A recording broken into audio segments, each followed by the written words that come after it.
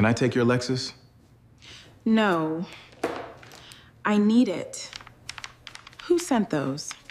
Someone who knows I'm looking. The ledger is not complete. Then where are the originals? Begin with the old Riverside warehouse. Peter Edwards was 47, a quiet insurance claims investigator in Columbus, Ohio. Most people saw an ordinary man with an aging Toyota Camry, a modest office job, and little interest in confrontation. Even his wife Genesis believed he was too gentle to notice betrayal. Every Sunday he repaired small things around his 82-year-old mother Eleanor's house and wrote careful notes in a worn leather notebook. What nobody knew was that Peter had spent nearly 20 years exposing financial fraud by proving facts others overlooked. Then Eleanor called, barely able to breathe. His car was in the repair shop. Peter looked at Genesis and quietly asked, "Can I take your Lexus?" She rested her hand on the keys, then slowly pulled them away. "If you're watching from somewhere in the world, let me know your country and your local time. In the comments, I always enjoy seeing where these stories travel. And if you love slow-burning mysteries, unexpected twists and stories where truth wins through patience instead of anger, consider subscribing. Tomorrow's story might become your next favorite." The call came at 8:17 on a gray Monday morning. Peter Edwards had just finished reviewing a stack of disputed insurance claims at his kitchen table before leaving for work. A mug of black coffee rested beside a yellow legal pad covered with neat handwriting. Every case had 3 columns: facts, assumptions, evidence. It was a habit he had developed years earlier, one that had quietly followed him home from the office. His phone vibrated. The screen read, "Mom." He answered on the first ring. "Eleanor." At first, all he heard was uneven breathing. Then came a weak whisper. "Peter." Her voice sounded distant, as if every word required more strength than she had left. "I can't." A loud crash interrupted her. Glass shattered, then silence. Peter was already grabbing his jacket before the call disconnected. He dialed back. No answer.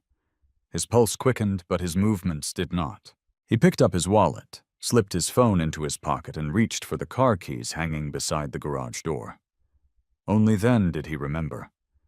The hook on the wall was empty. His 13-year-old Toyota Camry had been sitting inside Buckeye Auto Repair since Friday afternoon, waiting for a replacement transmission that had been delayed over the weekend. For one brief second, he stared at the empty hook. Then he turned. Genesis was standing in the kitchen, scrolling through emails on her phone, while pouring almond milk into her coffee. She looked perfectly composed. Cream-colored blazer, gold earrings, designer handbag resting on the island. The key fob to her white Lexus RX 350 lay only a few inches from her hand. Peter walked toward her. "My mother collapsed," he said evenly. "I need to get to her right now." Genesis barely looked up. "You should call an ambulance." "I already am." He pressed the emergency call button on his phone while speaking. "But I need to get there." She nodded absently. "So go." "My car's still at Buckeye." He looked directly at the Lexus keys. "Can I take yours?" Genesis slowly picked up the key fob. For a moment, Peter thought she was handing it to him. Instead, she slipped it into her purse. "I can't." Peter blinked once. "Why?" "I have an important board meeting." "Today?" "Yes." "Where?" "The Columbus Children's Hope Foundation." She zipped her handbag. "We've been planning it for weeks." Peter glanced toward the clock. 8:20 a.m. "It'll only take me a couple of hours." Genesis shook her head. "I need the Lexus. My mother can't breathe." "I understand." Her voice sounded polite, practiced. "But I can't cancel." Peter studied her face. No panic, no urgency, no questions. She never asked what had happened to Eleanor. Never asked whether she was conscious. Never asked if the ambulance had arrived. Instead, she checked her smartwatch. "You should call Uber." Peter knew better than to argue with someone who had already decided. He simply nodded once. "Okay." Genesis seemed almost surprised that he hadn't protested. Most people would have. Most husbands might have shouted, demanded, accused. Peter picked up his phone instead. He searched one name: Harold Dawson. The retired firefighter lived 2 houses away from Eleanor in Clintonville. Harold answered after 2 rings. "Morning, Pete. I need a favor." His voice remained calm. "My mother collapsed. I'll be there in 5. The call ended. Peter grabbed his jacket. Genesis watched him put it on. "You should let the paramedics handle it." "I will." He opened the front door. Behind him, Genesis said quietly, "I hope she's okay." Peter paused. "So do I." He closed the door without another word. Outside, cold February air hit his face. Clouds hung low over Columbus. Traffic along High Street was already beginning to build. He drove his own pickup only in emergencies years ago, but today he had nothing. So he waited. 4 minutes later, Harold's faded blue Ford F-150 pulled into the driveway. The 72-year-old climbed out before the truck had completely stopped. "What happened?" "My mother." Harold nodded. "Get in." They drove north through morning traffic. Peter called 911 again to update dispatch, while Harold maneuvered around slow-moving commuters. The dispatcher confirmed paramedics were already en route. Neither man spoke much after that. Harold had spent 31 years responding to emergencies. He understood silence. When they reached Eleanor's small brick house on East Weisheimer Road, the front door was locked. Peter rang the bell twice. No answer. He knocked harder. "Eleanor." Nothing. Harold looked toward the kitchen window. "Mom, I'll check around back." Peter tried the spare key hidden beneath a flower pot. It wasn't there. His stomach tightened. Harold returned. "Back door's locked." Peter remembered. Last month he'd installed a keypad deadbolt after Eleanor misplaced her keys. He entered the code. The lock clicked. Inside, the smell of fresh coffee filled the kitchen. A ceramic mug lay shattered across the tile floor. Dark coffee spread beneath the table. Eleanor sat against the cabinets. One hand rested weakly on her chest. Her breathing came in shallow bursts. "Mom." Peter knelt beside her. She managed a faint smile. "I didn't want... Don't talk." He gently checked her pulse. Fast, uneven. Her skin felt cold. Within moments, sirens echoed outside. 2 Columbus Fire paramedics rushed inside carrying equipment. Peter stepped aside immediately. He answered every question clearly. Age, medications, medical history, allergies, insurance provider, emergency physician. No wasted words. One paramedic glanced at him. "Family. I'm her son." They loaded Eleanor onto the stretcher. As they rolled her toward the ambulance, she reached weakly toward Peter. He squeezed her hand. "I'm right behind you." She nodded. The ambulance doors closed. Harold motioned toward his truck. "We'll follow." As Peter climbed into the passenger seat, something caught his eye. Across the street, Genesis stood outside their home. She had walked onto the front porch. She wasn't watching the ambulance disappear. She wasn't worried. Instead, she looked down at her phone. Her thumbs moved quickly across the screen. She pressed send. Then she turned and walked calmly back inside the house. Peter watched until the front door closed. Harold started the engine. Neither man said a word during the drive to Riverside Methodist Hospital. Nearly 15 minutes later, somewhere along Interstate 315, another phone vibrated inside a black Mercedes-Benz parked several miles away. The message appeared on the screen. "He's occupied. We have time." Riverside Methodist Hospital was already crowded when Harold pulled into the emergency entrance. 2 ambulances stood outside, with their rear doors open. Nurses moved quickly beneath bright fluorescent lights, while family members waited silently against the walls, each carrying the same expression that mixed fear with hope. Peter thanked Harold before stepping out. "You don't have to stay," Peter said. Harold closed the truck door behind him. "I know." The older man adjusted his worn baseball cap. "But I'm staying." Peter gave a quiet nod. There was no point arguing. Inside the emergency department, Eleanor had already been taken through the double security doors. A nurse at the registration desk looked up. "Relationship. Son. Name. Peter Edwards." She checked her computer. "Mrs. Eleanor Edwards arrived 7 minutes ago. The physician is evaluating her now." "Can I see her?" "Not yet." Peter accepted the answer without complaint. He took a seat beneath a television mounted high in the waiting room. A morning news program played with the volume muted. Across from him, a young father rocked a crying toddler.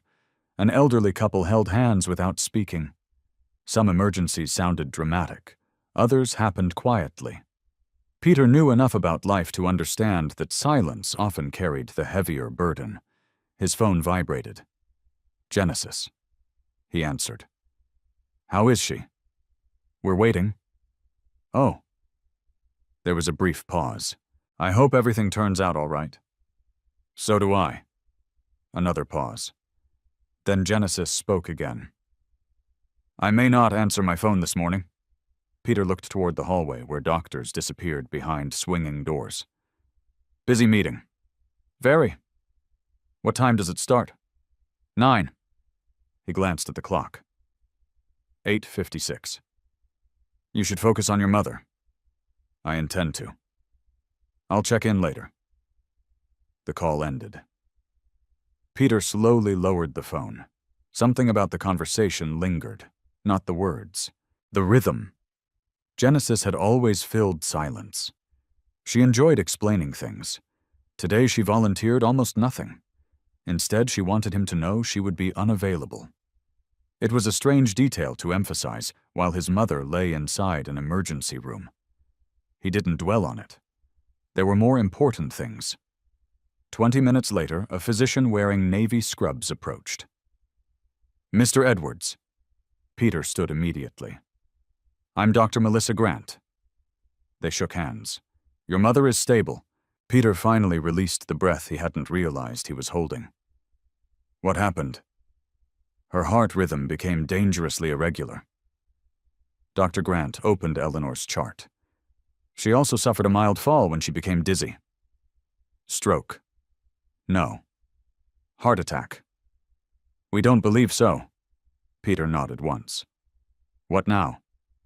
"We're admitting her for observation and additional cardiac testing." "How long?" "At least 2 days." Relief settled quietly over him. Not joy, just relief. The kind earned one careful sentence at a time. "Can I see her?" "Of course." Eleanor looked much smaller inside the hospital bed. An oxygen cannula rested beneath her nose. Her gray hair had been brushed back. The bruise near her left elbow was already turning dark blue. She smiled when Peter entered. "I scared you." "You did." "I told you." "You don't need to apologize." He adjusted the blanket near her shoulder. "You called." "I tried." She looked embarrassed. "I dropped the coffee." Peter glanced toward the bedside table. "I noticed." She squeezed his hand. "You came." "Always." For several moments, neither spoke. The silence between them carried decades of shared understanding. When Peter was 12, Eleanor had worked double shifts at Riverside itself, as a nursing assistant after his father died in a construction accident.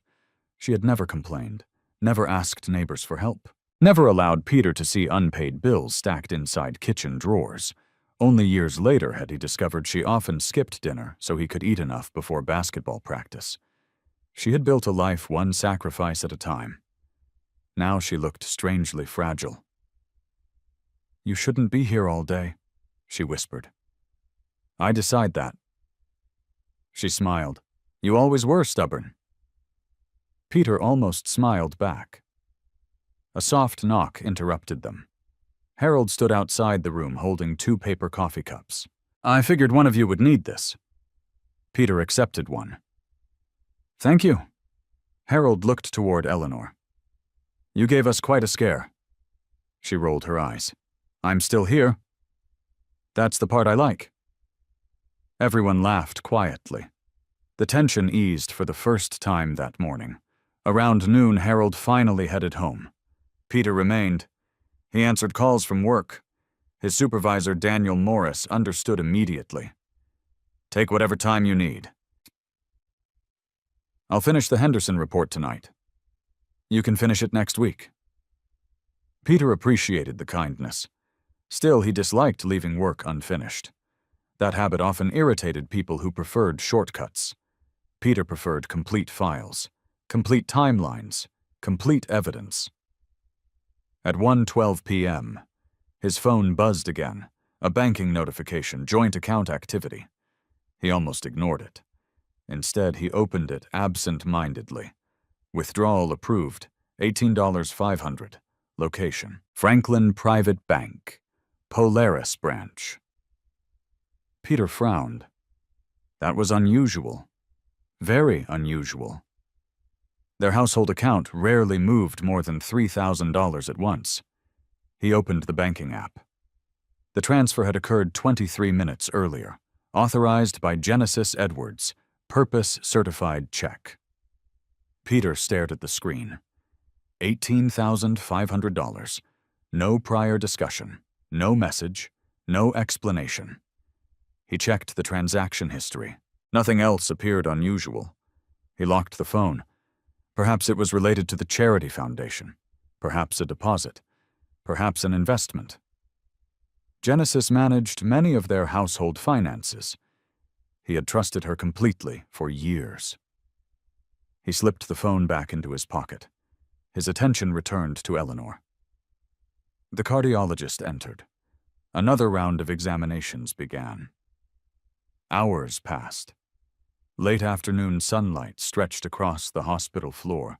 At 4:40 p.m., Peter stepped into the hallway to refill Eleanor's water bottle. As he passed the waiting area, he noticed something familiar. A woman wearing a burgundy business suit stood near the elevators. She wasn't visiting anyone. She seemed to be waiting. Peter recognized her after several seconds. Rebecca Collins, Genesis's closest friend. They had attended charity events together for nearly 5 years. Rebecca noticed Peter almost immediately. For the briefest moment, surprise crossed her face. Then it disappeared. "Oh," she forced a smile. "Peter, what are you doing here?" Rebecca hesitated. "My cousin is having surgery."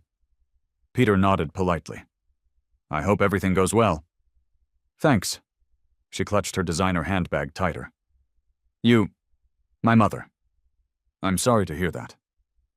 Another awkward silence followed. Peter noticed Rebecca repeatedly glancing toward the hospital entrance, almost as though she expected someone or feared someone. He excused himself and continued toward the nurse's station. When he returned less than 3 minutes later, Rebecca was gone. Outside the glass doors, a black Mercedes-Benz slowly pulled away from the curb. Peter couldn't see the driver. Only the license plate's final 3 numbers. Something tugged at the edge of his memory. He had seen those numbers before. Not today, earlier. Somewhere familiar. He couldn't place it. By evening, Eleanor had been moved upstairs into a cardiac observation room. Peter settled into the chair beside her bed. She had finally fallen asleep. Outside the window downtown, Columbus glowed beneath scattered winter lights. His phone buzzed one last time. A simple text from Genesis. "How's your mother?" Peter replied immediately. "Stable. Staying overnight." Nearly 10 minutes passed before her answer arrived. "Good. No heart emoji. No offer to come. No question about whether Peter had eaten. Nothing. Peter set the phone face down. Then, almost without thinking, he opened the small leather notebook he carried everywhere. He wrote only 3 lines. 8:20 a.m. Genesis refused the Lexus. 1:12 p.m., $18,500 certified withdrawal. 4:40 p.m., Rebecca Collins unexpectedly at Riverside. He closed the notebook. Most people would have called them coincidences. Peter had built an entire career by learning that coincidences deserved to be written down before they were forgotten. Peter woke before sunrise. For a few seconds, he forgot where he was. Then the steady beeping of Eleanor's cardiac monitor brought him back to reality. The reclining chair beside her hospital bed had not been designed for sleeping, but exhaustion eventually defeated discomfort. He rubbed his eyes and stood carefully so he would not wake her. Outside the room, the hallway remained unusually quiet.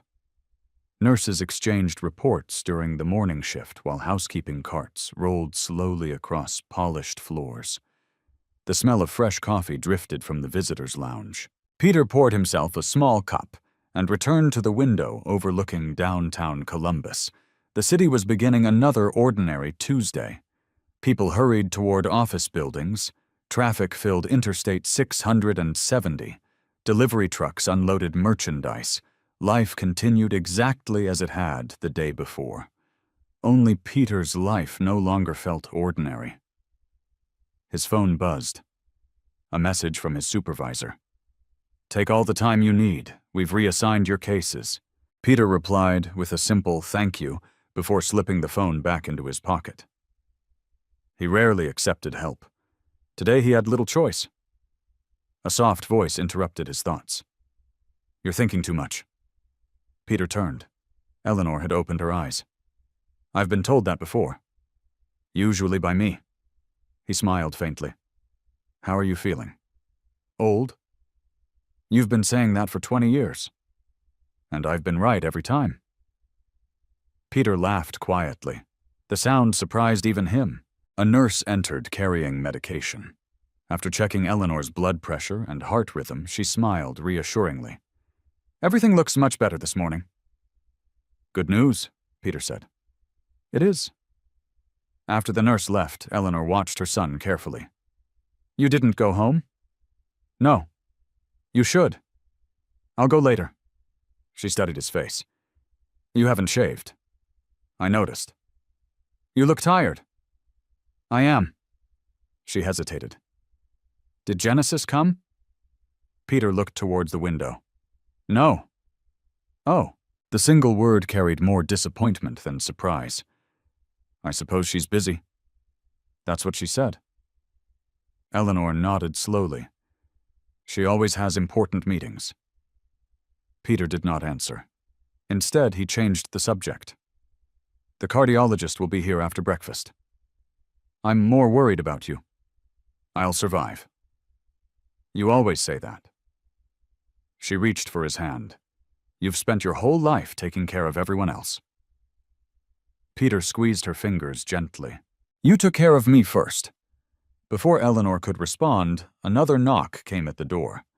A man in a navy suit entered carrying a leather briefcase. He looked to be in his early 60s with silver hair and wire-rimmed glasses. "Mrs. Edwards?" "Yes." "I'm Robert Hayes from Patient Financial Services." Peter immediately stood. "Can we help you?" The man smiled professionally. "I only need a few signatures regarding insurance coverage and billing authorization." Peter extended his hand. "I'm Peter Edwards, her son." They shook hands. Robert opened the folder. "As long as your mother signs here and here, everything should be straightforward." Peter accepted the paperwork. Years of reviewing insurance documents had taught him never to rush through forms. He read every page, every paragraph, every sentence. Most families simply signed wherever highlighted. Peter never had. After nearly 2 minutes, he pointed toward one section. "This paragraph authorizes release of unrelated financial information." Robert adjusted his glasses. That's standard. It isn't required for treatment. No. Then why include it? The representative hesitated. It simplifies processing. Peter handed back the papers. Please prepare a version without that clause. Robert blinked. We can do that? I'd appreciate it. The representative nodded politely. Of course. After he left, Eleanor chuckled. You still read every piece of paper. Someone should. I used to tell you not to worry so much. You did. I was wrong. Peter smiled. You weren't wrong. I just didn't listen. Around mid-morning, Melissa Carter arrived. She wore dark blue slacks, a white blouse, and carried a laptop bag over one shoulder. Unlike Peter, Melissa smiled easily. You look terrible. Good morning to you too. She laughed. I brought breakfast. She placed 2 breakfast sandwiches and fresh coffee on the table. I figured hospital food wouldn't inspire confidence. Peter accepted the coffee gratefully. Thank you. Melissa greeted Eleanor warmly before sitting beside Peter. I heard what happened. Harold called. He was worried. Peter nodded. Melissa had worked with him for nearly 8 years, investigating complex insurance fraud. She specialized in digital forensics. If electronic evidence existed, Melissa usually found it. You aren't here just to bring breakfast. She smiled knowingly. No. I didn't think so. She lowered her voice. Yesterday, one of our fraud analysts asked me something unusual. Peter waited. He wanted to know if I had experience recovering deleted banking records. Peter frowned. For what case? He wouldn't say. And he mentioned a certified check. Peter felt a small knot tighten in his stomach. What amount? Melissa looked directly at him. $18,500. Peter remained perfectly still. You remember the exact number? I do. Why? Because it was oddly specific. Neither spoke for several seconds. Melissa noticed the change in Peter's expression. What? Peter glanced toward Eleanor, who had drifted back to sleep. He spoke quietly. My wife withdrew exactly that amount yesterday. Melissa's eyebrows lifted. That's interesting. It could be nothing. It could. But, Melissa folded her arms. You've taught me never to ignore matching details. Peter looked down at his coffee. I haven't. You have. She leaned closer. Are you investigating something? No. Do you think you should? Peter did not answer. Instead, he opened the small leather notebook from his jacket pocket. Melissa recognized it immediately. You brought the notebook. I always do. When was the last time you used it outside work? Peter thought for a moment. Almost 12 years ago. Melissa knew exactly what that meant.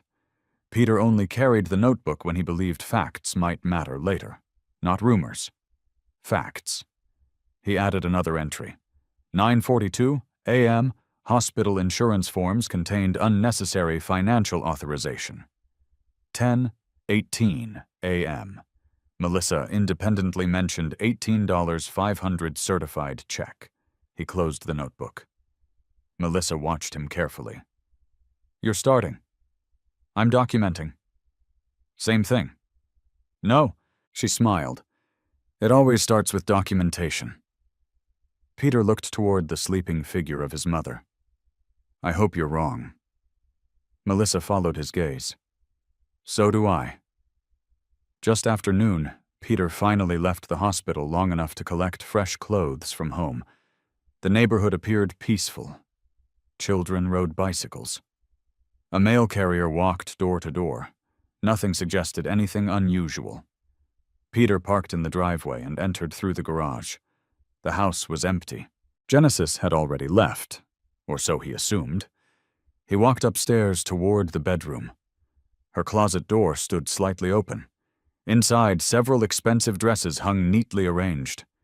Everything appeared normal, until he noticed something missing. The small gray fireproof document case usually stored on the top shelf was gone. Peter stopped. He looked again, empty. He knew exactly where it had always been. Inside that case were copies of their insurance policies, tax returns, investment statements, and several family legal documents. Genesis rarely moved it. He checked the closet floor. Nothing. Perhaps she had taken it to organize paperwork. Perhaps. Yet another coincidence. Peter opened the notebook again. 12:14 p.m. Household document case missing from closet. He stared at the new entry. 3 days ago, he would have laughed at himself for writing something so ordinary. Today, it no longer felt ordinary. As he closed the notebook, he heard a car door outside. Peter stepped toward the bedroom window. A black Mercedes-Benz slowly pulled away from the curb. He couldn't see the driver's face, but before the vehicle turned the corner, he caught the final 3 digits of the license plate. The same numbers he had seen leaving Riverside Methodist Hospital the previous afternoon. Peter watched until the car disappeared. He didn't chase it. He didn't call anyone. He simply opened his notebook one more time. 12:16 p.m. Black Mercedes plate, ending 417, observed outside residence. Same partial plate seen leaving hospital yesterday. He closed the notebook carefully. For nearly 20 years, Peter had investigated people who believed no one was paying attention. They almost always made one mistake. They assumed the quietest person in the room was the least observant. Peter had never corrected that assumption. He had simply written everything down. Peter remained standing at the bedroom window for another full minute after the Mercedes disappeared around the corner. His pulse never accelerated. His breathing remained steady. Years of investigative work had taught him that emotion clouded observation. The moment curiosity turned into assumption, evidence became contaminated. He looked once more toward the empty street before walking downstairs. The kitchen appeared exactly as Genesis had left it. A coffee mug sat beside the sink. Her laptop charger remained plugged into the wall. The marble countertop had been wiped perfectly clean. Nothing suggested anyone had been in a hurry. Peter opened the refrigerator and removed a bottle of water. As he closed the door, something caught his attention. A folded receipt lay partially hidden beneath a decorative fruit bowl. Genesis normally organized every receipt inside a leather planner. She disliked clutter. Peter unfolded the paper. Buckeye Auto Repair. Vehicle 2018. Toyota Camry. Transmission replacement. Balance paid. Pickup authorized. Yesterday. Time 11:43 a.m. Peter frowned. That wasn't possible. The repair shop had told him the replacement transmission would not arrive until Thursday. He clearly remembered the conversation. The manager had apologized twice for the delay. Peter looked at the receipt again. Paid in full. Vehicle released. Authorized pickup. His Toyota should have been sitting in Buckeye's service lot. Instead, according to the receipt, someone had already collected it. He immediately took out his phone and called the repair shop. A receptionist answered after the second ring. Buckeye Auto Repair. This is Amanda. Good afternoon. My name is Peter Edwards. How can I help you today? My Camry was scheduled for transmission work. One moment. He heard keyboard clicks. Yes, Mr. Edwards. Everything was completed yesterday. Peter remained silent. Amanda continued. Is everything all right? I haven't picked up the vehicle. There was a brief pause. Our records show it was collected yesterday morning. By whom? 1 second. More typing. It says pickup was authorized by Mrs. Genesis Edwards. Peter stared through the kitchen window. I wasn't informed. Oh. Amanda sounded uncomfortable. She presented identification. Did she sign? Yes. Did she drive the vehicle away? I believe so. Thank you. Is there a problem? I don't know yet. He ended the call. For several seconds, he simply stood in the quiet kitchen. Genesis had retrieved his car. She had never mentioned it. Why, if she wanted to surprise him, she would have left the keys on the counter. Instead, the keys were nowhere in the house. He checked the hook beside the garage entrance. Empty. He opened the notebook. 12:31 p.m.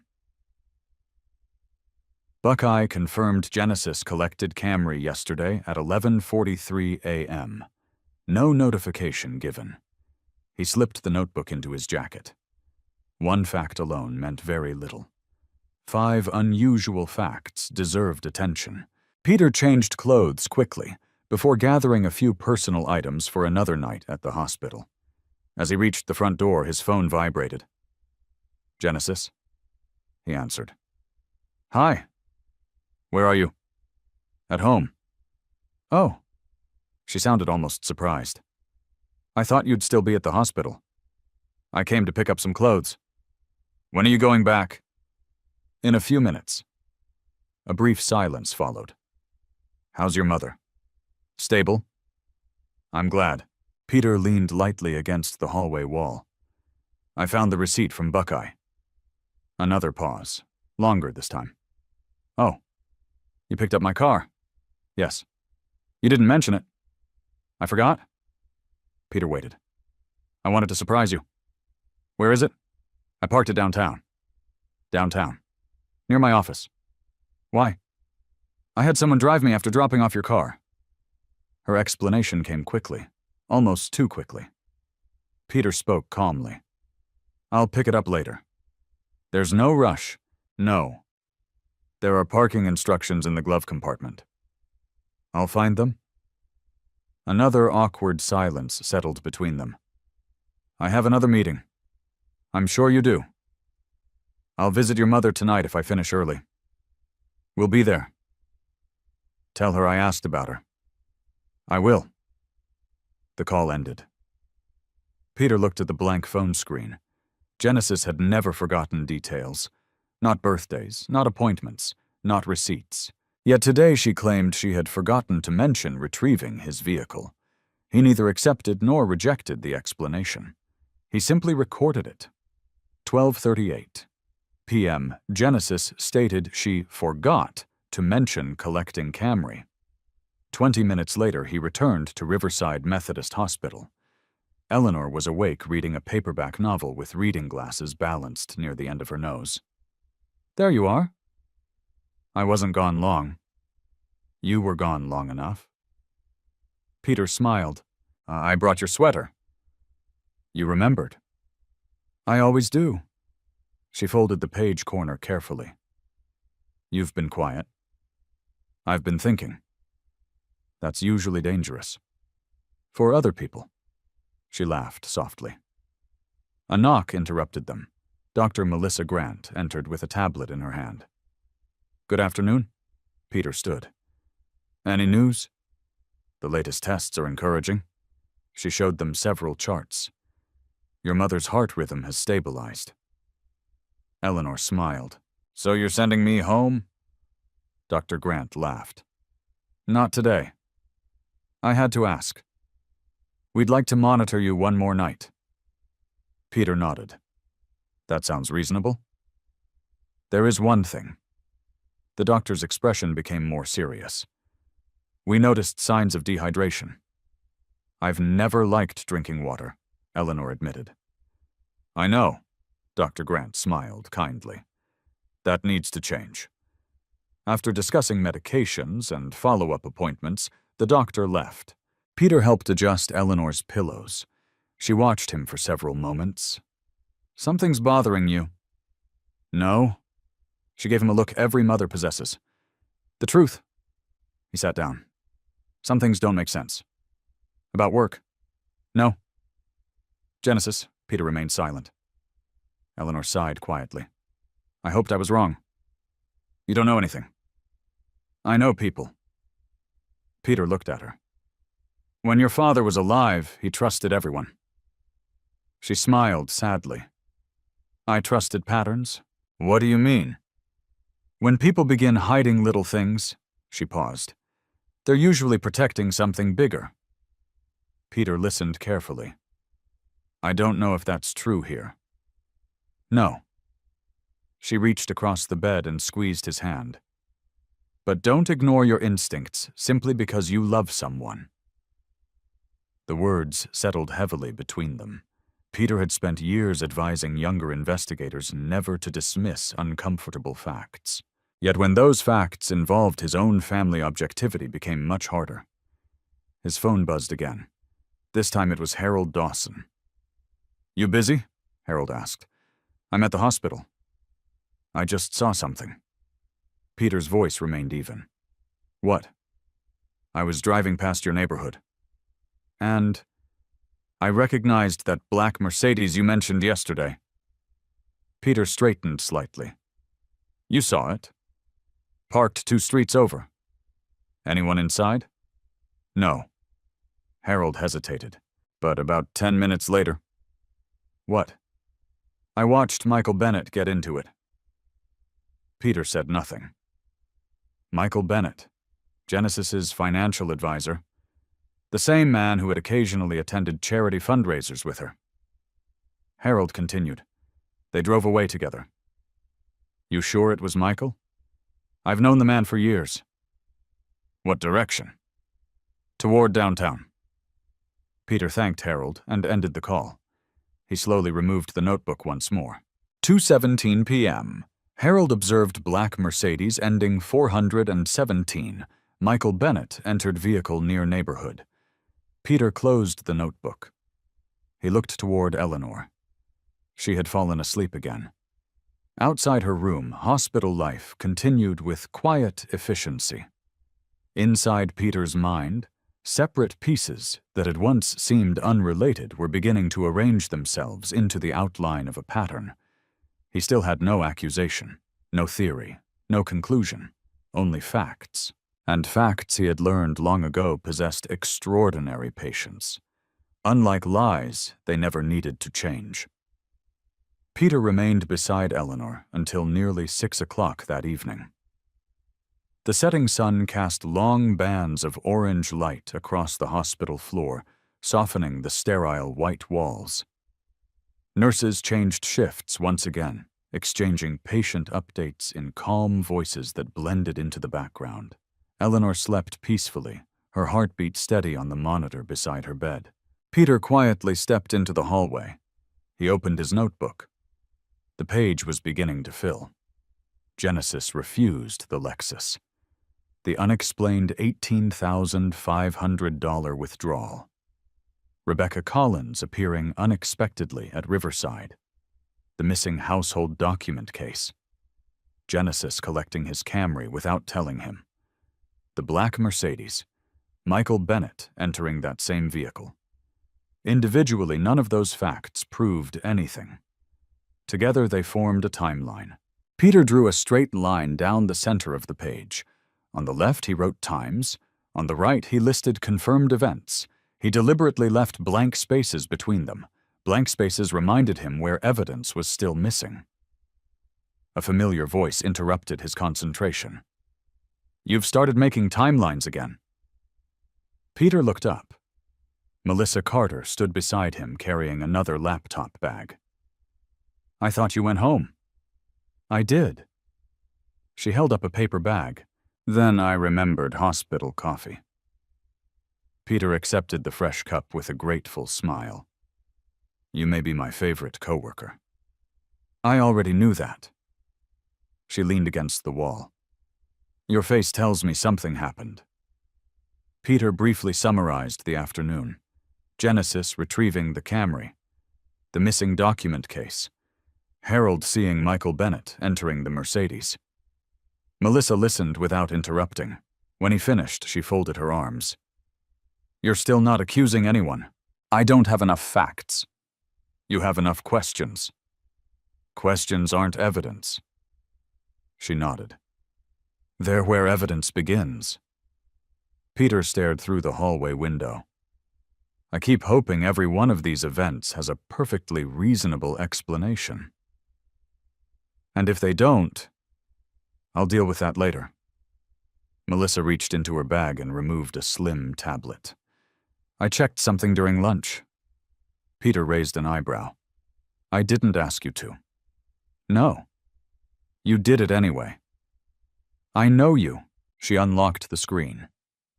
Our fraud division maintains public corporate filings for background investigations. She opened a document. Michael Bennett recently registered a new consulting company. Peter read the name. MB Strategic Holdings, LLC. Nothing unusual about that, he said. Keep reading. He scanned farther down the filing. Business address, Suite 410, Columbus Executive Plaza. Peter stopped. His expression changed. I know that address. Melissa nodded. So do I. It was the same office building where Genesis's charity foundation rented conference space every month. Peter looked back at the filing. When was this registered? 3 weeks ago. Any listed partners? No. Employees? None. He handed the tablet back. Interesting. Only interesting. So far. Melissa laughed softly. You are the most frustrating investigator I've ever met. Because I don't jump to conclusions. Because you refuse to jump at all. Before Peter could answer, his phone vibrated. Genesis. He stepped farther down the hallway before answering. Hello? I'm finally leaving work. Long day. You have no idea. You said you were coming. I am. What time? Maybe 30 minutes. We'll still be here. I bought flowers for your mother. She'll appreciate that. Another pause. Peter. Yes. I'm sorry about yesterday. He remained silent. I shouldn't have refused the car. You made your decision. I wasn't thinking. No. I really am sorry. Peter listened carefully. Genesis sounded sincere, or perhaps she sounded practiced. He could no longer tell the difference. We'll talk later. I'd like that. The call ended. Melissa had watched the conversation from a distance. Apology. Yes. Do you believe it? Peter took a slow sip of coffee. I believe she apologized. Melissa sighed. That's not what I asked. I know. Almost 40 minutes later, Genesis finally arrived. She entered Eleanor's room carrying an elegant bouquet of white lilies. Her charcoal business suit looked immaculate despite the long day. Her smile appeared warm. Eleanor? The older woman smiled back. You didn't have to bring flowers? I wanted to. Genesis placed them carefully beside the window. I'm so sorry I couldn't come yesterday. It's all right. No. Genesis shook her head. It isn't. She turned toward Peter. I should have handled everything differently. Peter simply nodded. The conversation remained polite, safe, comfortable. Genesis chatted with Eleanor about doctor's medication and neighbors for nearly 20 minutes. She appeared completely relaxed. Peter observed quietly from the corner of the room. He noticed small things. Genesis checked her watch 4 times. She kept her phone face down on the chair beside her. Each time it vibrated, she ignored it, or pretended to. When Eleanor excused herself to use the restroom with a nurse's assistance, Genesis and Peter found themselves alone. She exhaled slowly. I hate hospitals. So do most people. She looked directly at him. Are you angry? My mother is recovering. That's not what I meant. Peter chose his words carefully. I'm trying to understand several things. Like what? You picked up my Camry. I told you. You removed the document case. Genesis blinked. What? The gray fireproof case. Oh. She smiled lightly. I took it to organize tax papers. When? This morning. I didn't see it. You weren't looking. Her answer arrived instantly. Peter watched her face. No hesitation, no visible discomfort. Years earlier, he might have accepted the explanation immediately.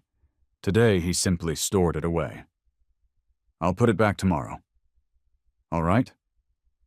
Before either could continue, Eleanor returned. The conversation shifted naturally toward family memories. Genesis laughed at one of Eleanor's stories from Peter's childhood. For a brief moment, everything seemed normal again. At 8 o'clock, visiting hours ended. Genesis hugged Eleanor gently. "Get some rest." "I will." She kissed Peter lightly on the cheek. "Don't stay up all night." "I'll leave soon. I'll see you at home." She walked toward the elevator without looking back. Peter remained in the doorway until the elevator doors closed. Then he walked to the large window overlooking the parking lot. Several minutes later, he saw Genesis emerge from the hospital entrance. She didn't walk toward the Lexus. Instead, she crossed to the far side of the parking garage. Peter couldn't see beyond the concrete columns. He waited. 1 minute, 2, 3. Then the familiar black Mercedes slowly emerged from the opposite exit. Genesis was seated in the passenger seat.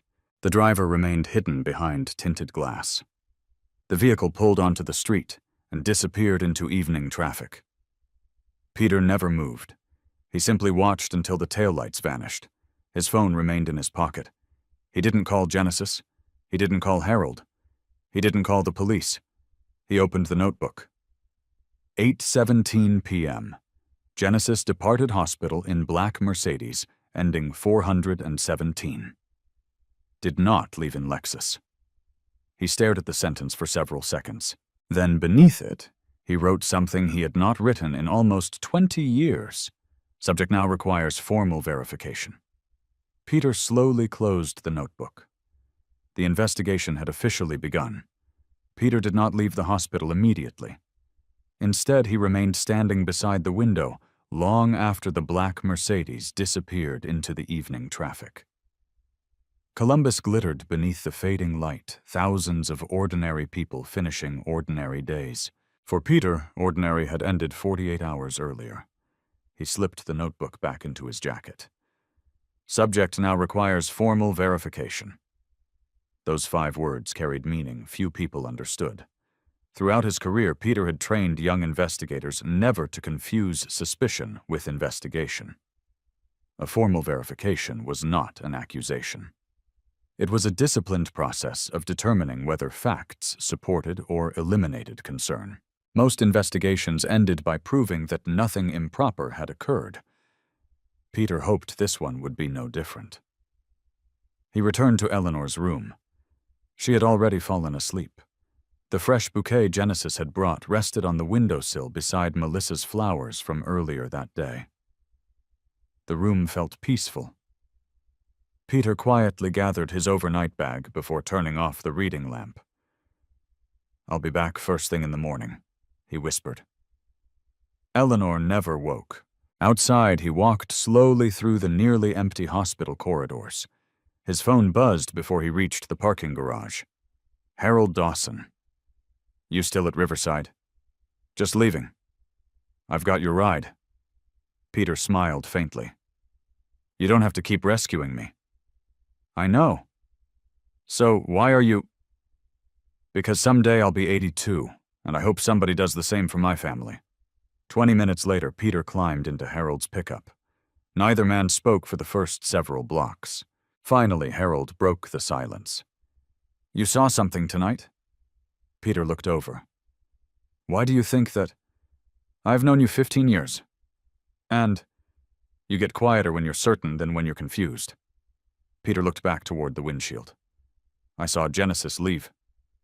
"In the Lexus?" "No." Harold frowned. "The Mercedes?" "Yes." Harold let out a slow breath. "That's not good." "No." "You gonna confront her?" Peter answered immediately. "No." "Why not?" "Because I still don't know what's happening." Harold nodded thoughtfully. "Fair enough." After another minute, he asked, "Where to?" "My Camry." "The one Genesis supposedly parked downtown?" "Yes." Harold drove toward Columbus Executive Plaza, where Genesis claimed she had left Peter's car. The business district had grown quiet. Office workers had gone home.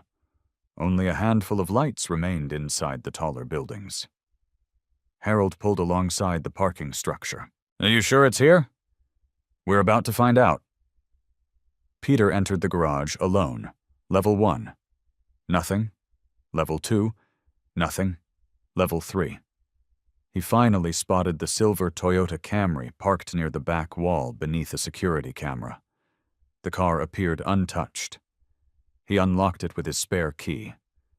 The interior looked clean, exactly as he had left it before taking it to Buckeye Auto Repair. Almost. Genesis had told him that parking instructions were inside the glove compartment. Peter opened it. No note. Instead, he found a folded parking receipt. Garage entry yesterday, 12:31 p.m. Peter checked the time again. Buckeye Auto Repair records showed Genesis had collected the Camry at 11:43 a.m. This parking ticket showed the vehicle entering the garage less than an hour later. So far, her timeline matched. He almost closed the glove compartment before noticing another piece of paper tucked underneath the owner's manual. It was a fuel receipt. Premium gasoline. Purchased yesterday. 12:12 p.m. Peter stared at the printed address. The gas station stood nearly 15 miles away from Buckeye Auto Repair. He mentally mapped the route. Buckeye, gas station, parking garage. Possible. Nothing impossible. Yet another fact. He placed both receipts carefully into an envelope from his overnight bag, rather than returning them to the glove compartment. Evidence should never remain where it might disappear. As he started the engine, the dashboard clock illuminated. Everything functioned normally. Transmission smooth. No warning lights. Genesis had indeed collected the vehicle. The question remained why she had never mentioned doing so. Peter drove home while Harold followed in his pickup. When they reached the house, Harold climbed out. You all right? I will be. You know where I live? I do. Harold hesitated. For what it's worth. Peter waited. I don't think this is about your mother. I don't either. Harold placed a hand on Peter's shoulder. Don't let anger make decisions. It won't? After Harold left, Peter entered the silent house. Genesis had not returned. Her Lexus was absent from the driveway. He checked the kitchen clock. 9:46 p.m. No message. No call. Peter walked into his small home office. Unlike the rest of the house, this room had changed very little over the years.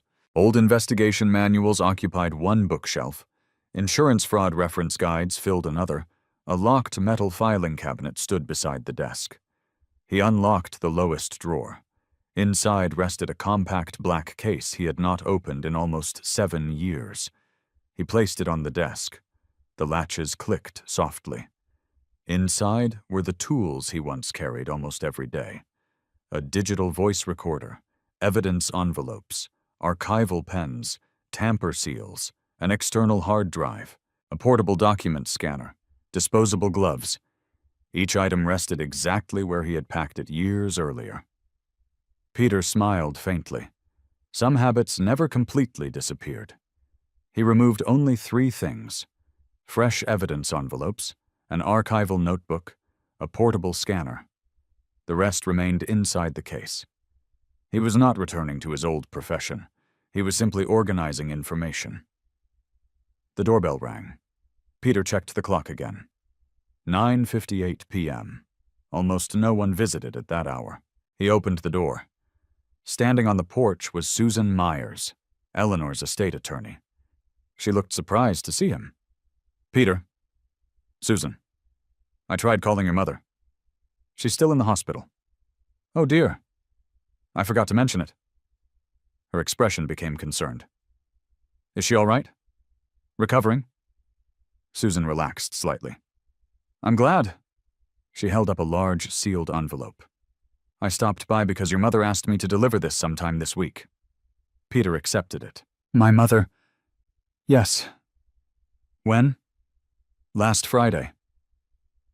before any of this happened. Susan smiled politely. She told me to hand it only to you. Peter examined the envelope. His name appeared in Eleanor's handwriting. Nothing else. No instructions.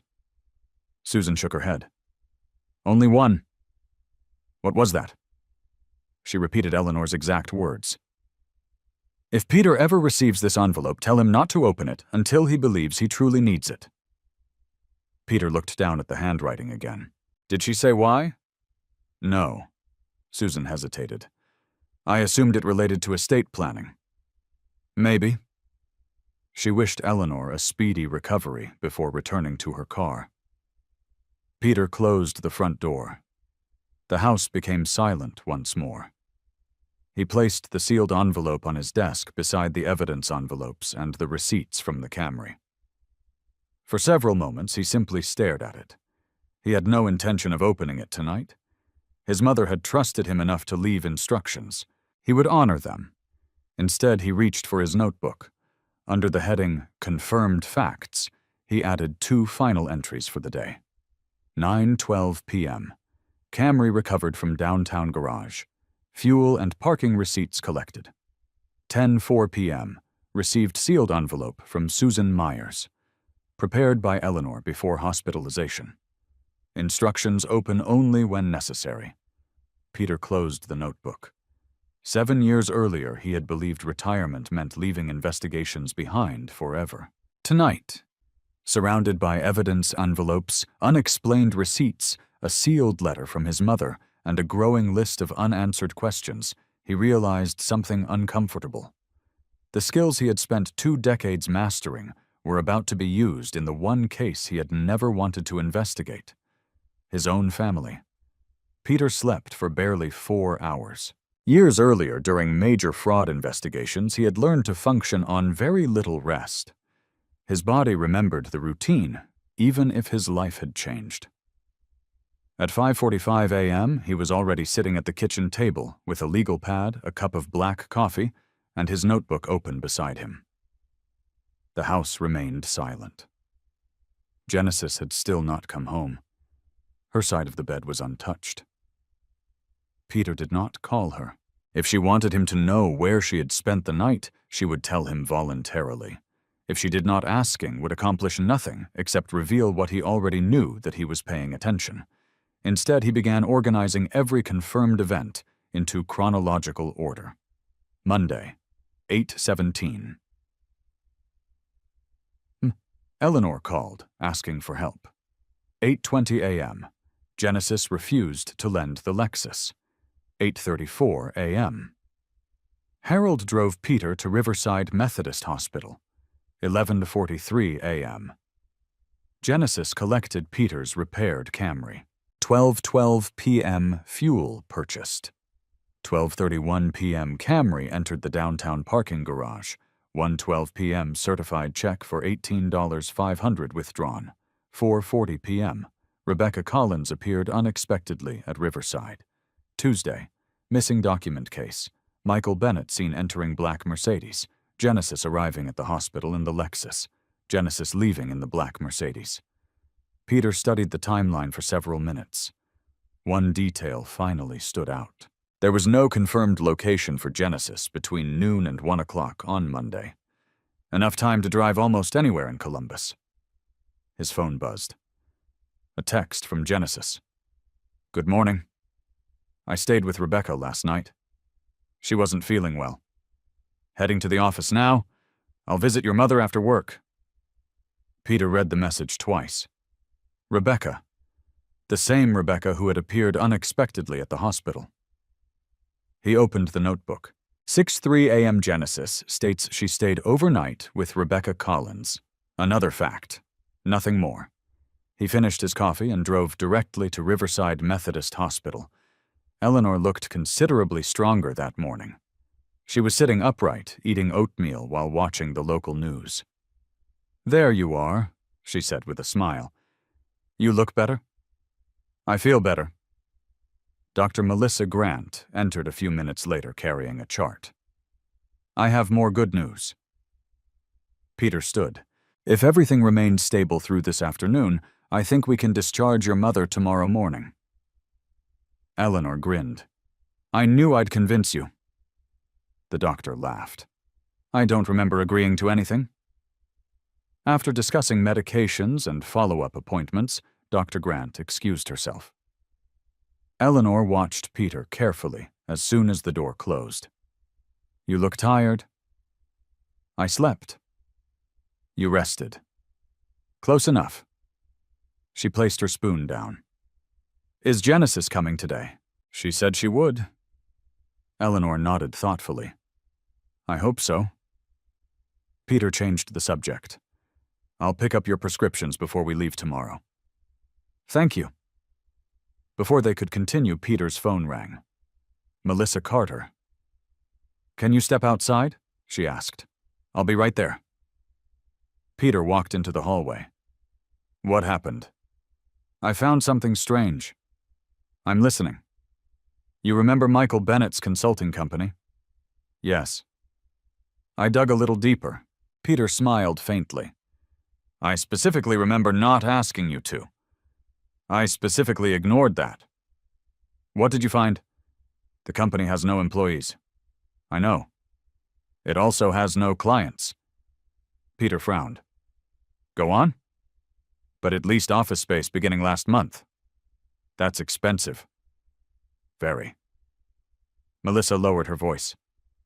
The lease payments aren't coming from the company. Peter became completely still. Who's paying them? We don't know. Can you trace it? Not legally.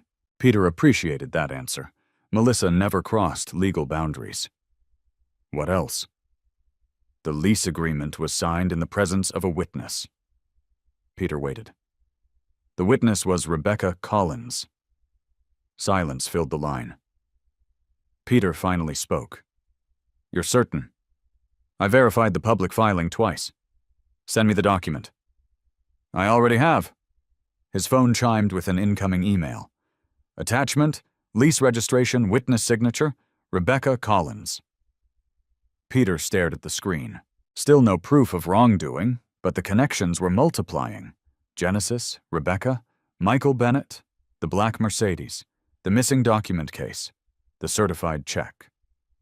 Melissa. Yeah. Thank you. What are you going to do? The same thing I've done for 20 years. And what's that? Verify the next fact. He ended the call. As he slipped the phone into his pocket, someone behind him spoke. Mr. Edwards. Peter turned. A woman in hospital administration stood nearby. Yes. I'm sorry to interrupt. What is it? We received a delivery for your mother yesterday afternoon. I don't understand. It arrived while you were speaking with one of the physicians. What kind of delivery? A sealed envelope. Peter's attention sharpened immediately. Who brought it? We're not sure. The courier didn't identify himself. He simply left it at the front desk. She handed Peter a padded envelope. It was addressed to Eleanor Edwards. Peter examined it carefully. No return address, no postage, hand-delivered. His mother's name had been typed on a printed label. When did this arrive? Approximately 3 o'clock yesterday. Why wasn't it brought upstairs? The nurse wanted to confirm it belonged to your mother first. Peter thanked her and returned to Eleanor's room. He didn't open the envelope. Instead, he examined every side. The flap had never been opened. No markings, no fingerprints visible, only the printed label. Eleanor looked curious. What's that? A delivery. For me. I think so. She adjusted her glasses. I wasn't expecting anything. Peter handed it to her. Open it. She carefully tore the seal. Inside was a single sheet of white paper. Nothing else. She unfolded it. Her expression changed instantly. The color drained from her face. Eleanor, she continued staring. What is it? Her hands began to tremble. Peter gently took the paper, Printed in the center was one sentence. You should have signed everything before Monday. No signature, no explanation, no logo. Nothing. Peter looked back at his mother. What does this mean? She slowly shook her head. Her voice faltered. I hoped. Hoped what? I hoped they had forgotten. Peter knelt beside her chair. Who? Tears formed in Eleanor's eyes. She looked toward the hospital door to make certain it was closed. Then she whispered 7 words that changed the entire direction of Peter's investigation. They're not after your money, Peter. He felt every instinct sharpen at once. What are they after? Eleanor looked directly into her son's eyes. They want your father's files. The room fell completely silent. Peter had not heard anyone mention his father's files in nearly 23 years. He had believed they had disappeared shortly after his father's death. Yet, judging by the fear in Eleanor's face, someone else believed those files still existed, and they were willing to send anonymous warnings to a hospital to find them. Peter did not respond immediately. He simply looked at his mother. During his years as an investigator, he had learned that silence often revealed more than another question. People naturally continued speaking when they sensed they had already revealed too much. Eleanor lowered her eyes. I never wanted you involved. Peter pulled a chair beside her bed and sat down. You said they want Dad's files. Yes.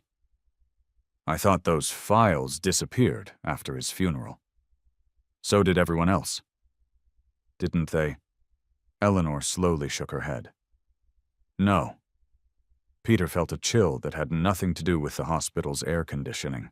His father, Thomas Edwards, had died 23 years earlier after suffering what everyone believed was a fatal heart attack.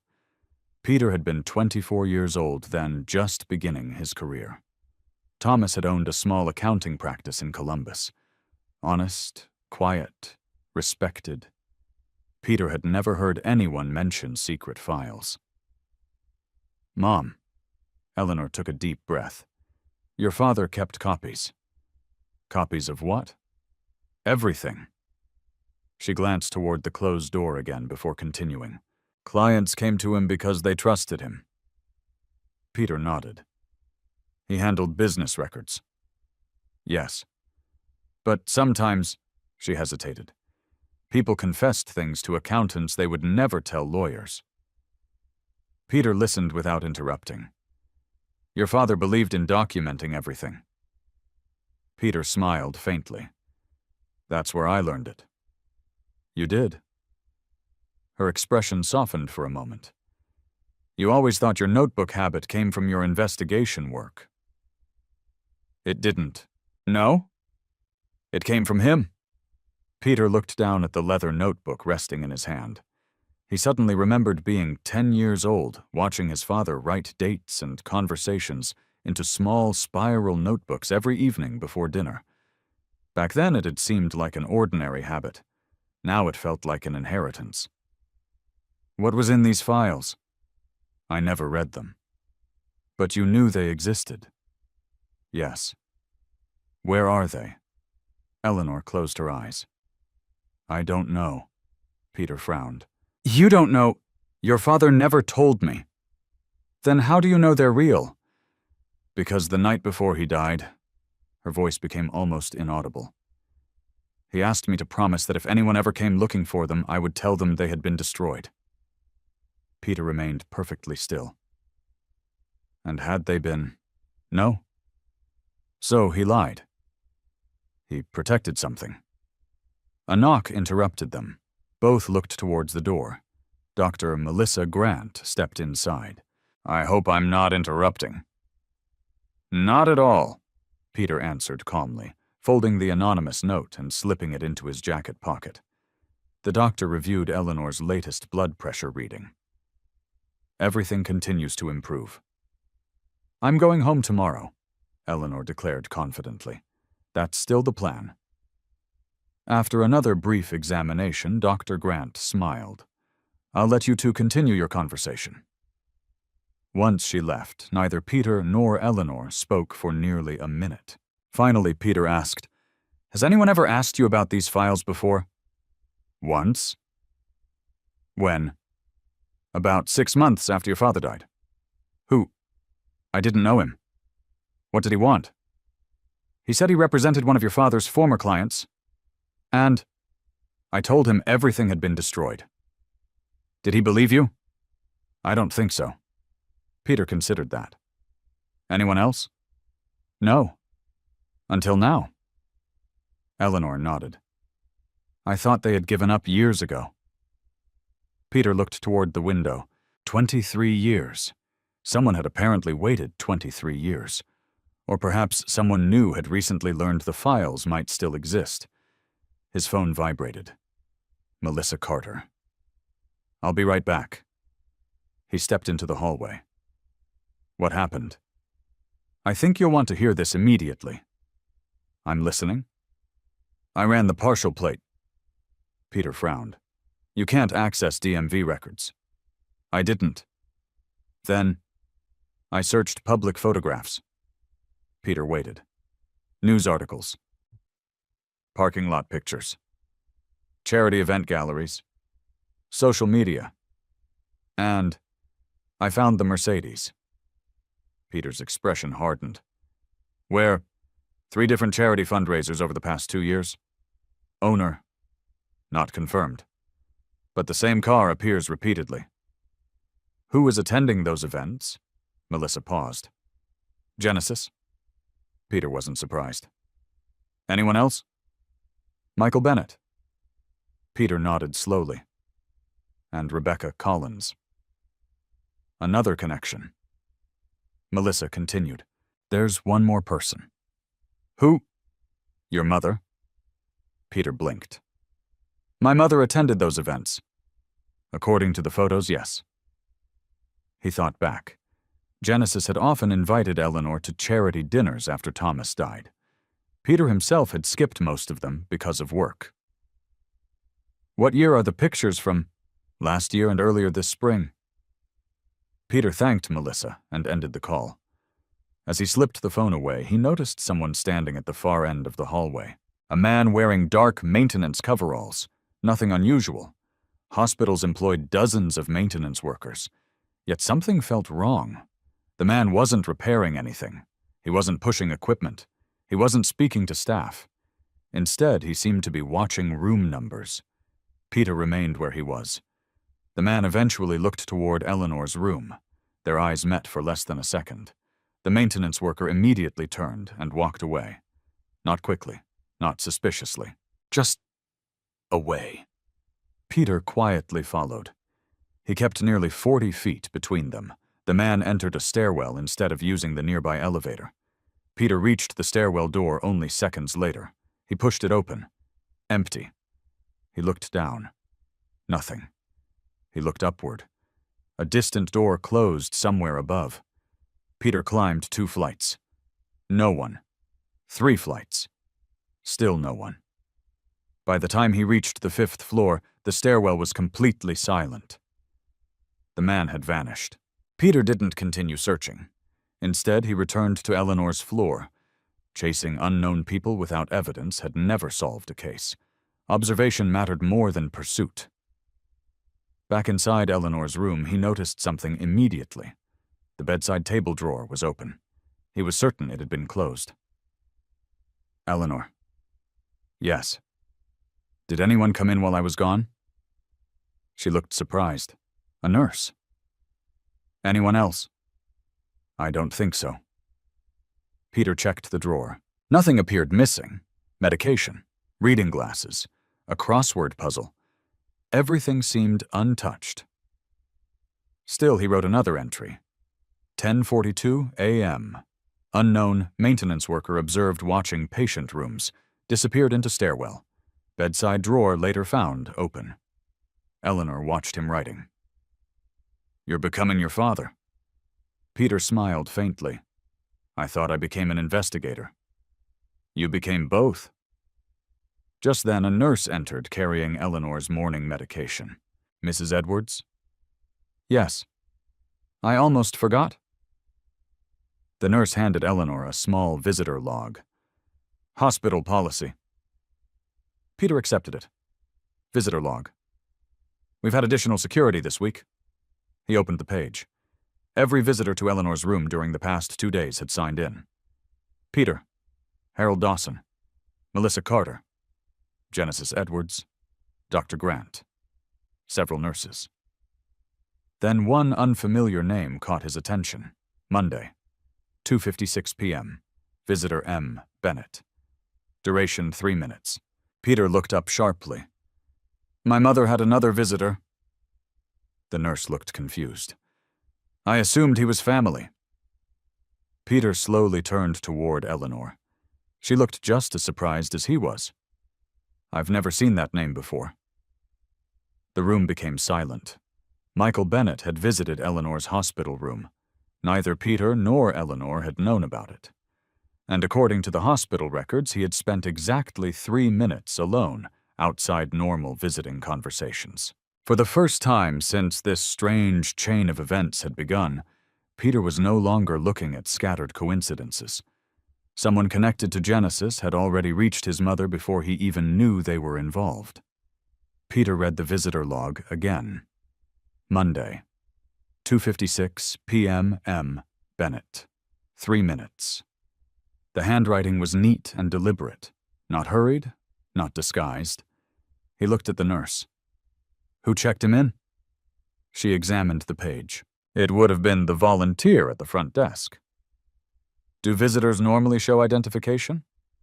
If they aren't immediate family, yes. So, someone verified his name? Yes. Peter thanked her. After she left, he handed the clipboard to Eleanor. She adjusted her glasses and studied the signature. I've never met this man. Are you sure? I would remember. He only stayed 3 minutes. Then perhaps I never saw him. Peter frowned. What do you mean? I was asleep most of Monday afternoon. He thought back. At 2:56 p.m., he had stepped away to speak with a physician about medication adjustments. The room had briefly been unattended.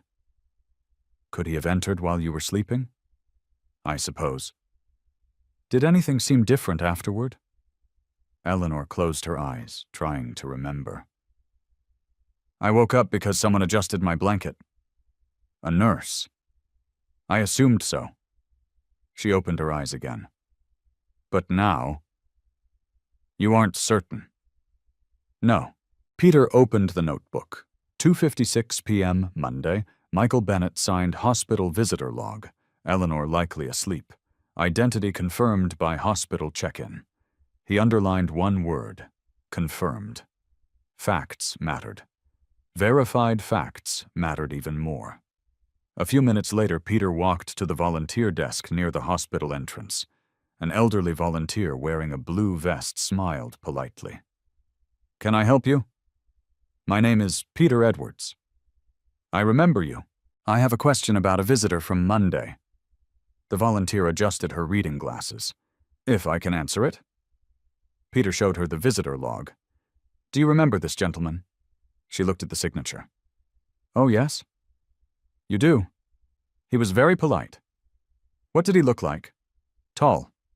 Gray suit. Dark blue tie. Peter immediately recognized the description. Michael Bennett. Did he say why he was visiting? He said he was an old family friend. Peter kept his expression neutral. Did he ask any unusual questions? She thought for a moment. He asked whether Mrs. Edwards had received any flowers. Peter blinked. Flowers? Yes. I thought it was an odd question. Did he bring any? No. What happened after that? I directed him upstairs. Peter thanked her before walking away. Flowers. Why would Michael Bennett care whether Eleanor had received flowers? That question stayed with him all the way back to the room. When he entered, Melissa Carter was sitting beside Eleanor's bed. You move fast, Peter said. Melissa smiled. I was nearby. You were at the office. I left. She looked at Peter's face. You found something. So did you. Melissa nodded. I did. Peter pulled another chair close. What is it? I finally figured out why the $18,500 certified check bothered me. I'm listening.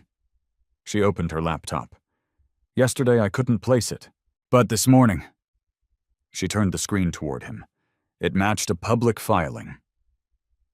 Peter read carefully. Franklin County Recorder's Office. Certified funds received. Amount $18,500. Recording fee processed with property transaction. His eyes narrowed. Property. Yes. What property? That's the strange part.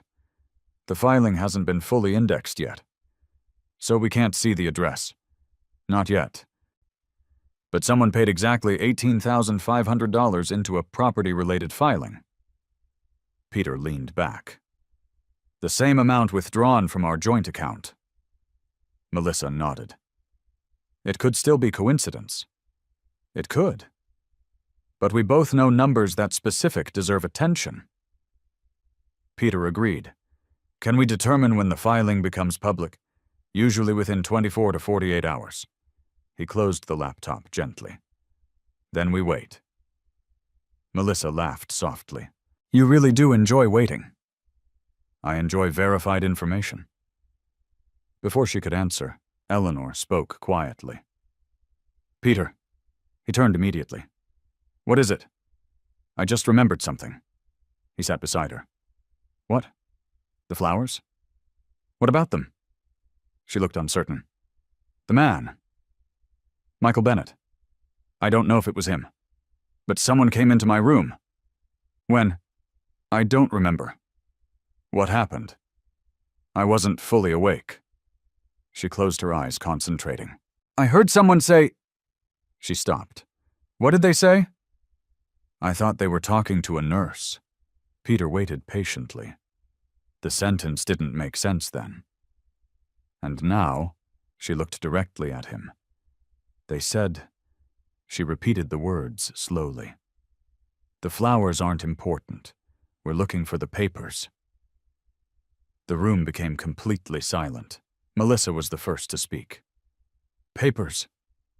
Peter nodded once. Not money, not jewelry, not medication, papers, his father's files, the anonymous note, the missing document case. Everything pointed toward documents, not cash. His phone vibrated. Unknown number. He answered.